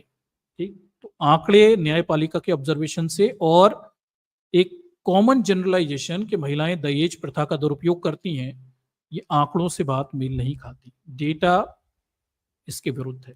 ठीक, एक आध दो एक्सेप्शन हो सकते हैं, मैं एक्सेप्शन भी नहीं कहूंगा, मैं ये कहूंगा कि महिलाएं कोर्ट में अपने केसों को सिद्ध नहीं कर पाती क्योंकि दलितों की तरह वे कमजोर होती हैं, उन पे पैसे की कमी होती है, मजबूत नहीं होती, वो कोर्ट कचहरी पुलिस में मिलकर अपने सेटिंग नहीं कर पाती और अपने केसों को नहीं जीत पाती। ये कहना अपने आप में गलत है कि वो झूठे केस करती हैं। ठीक, इस बात में कोई सत्यता नहीं है। आंकड़े बताते हैं कि जम के इस देश में वैवाहिक क्रूरता, दहेज प्रथा का प्रचलन है, और जम के महिलाओं को इस विवाह रूपी संस्था में मारा जा रहा है, उन्हें तमाम सारे कष्टों को सहना पड़ता है। ठीक है, this is what the data is से। चलिए, तो ये आज का प्रेजेंटेशन है, इसे मैं यहाँ से समअप करता हूँ। और हमारे जो साथी हैं, जो हमारी बातों से सहमति नहीं रखते, कई लोग सहमत नहीं भी थे, मैं देख रहा था कमेंट में, उन्हें लग रहा था महिलाएं बहुत खराब होती एंड करेंगे। ठीक, तो चलिए दर्शकों, बहुत बहुत शुक्रिया आपका इस इंपॉर्टेंट टॉपिक में पार्टिसिपेट करने के लिए और इस स्ट्रीम को सफल बनाने के लिए। ठीक, और फिर मिलते हैं अगली स्ट्रीम में कुछ इंपॉर्टेंट मुद्दों के साथ में। ठीक, सबको जय भीम और गुड नाइट।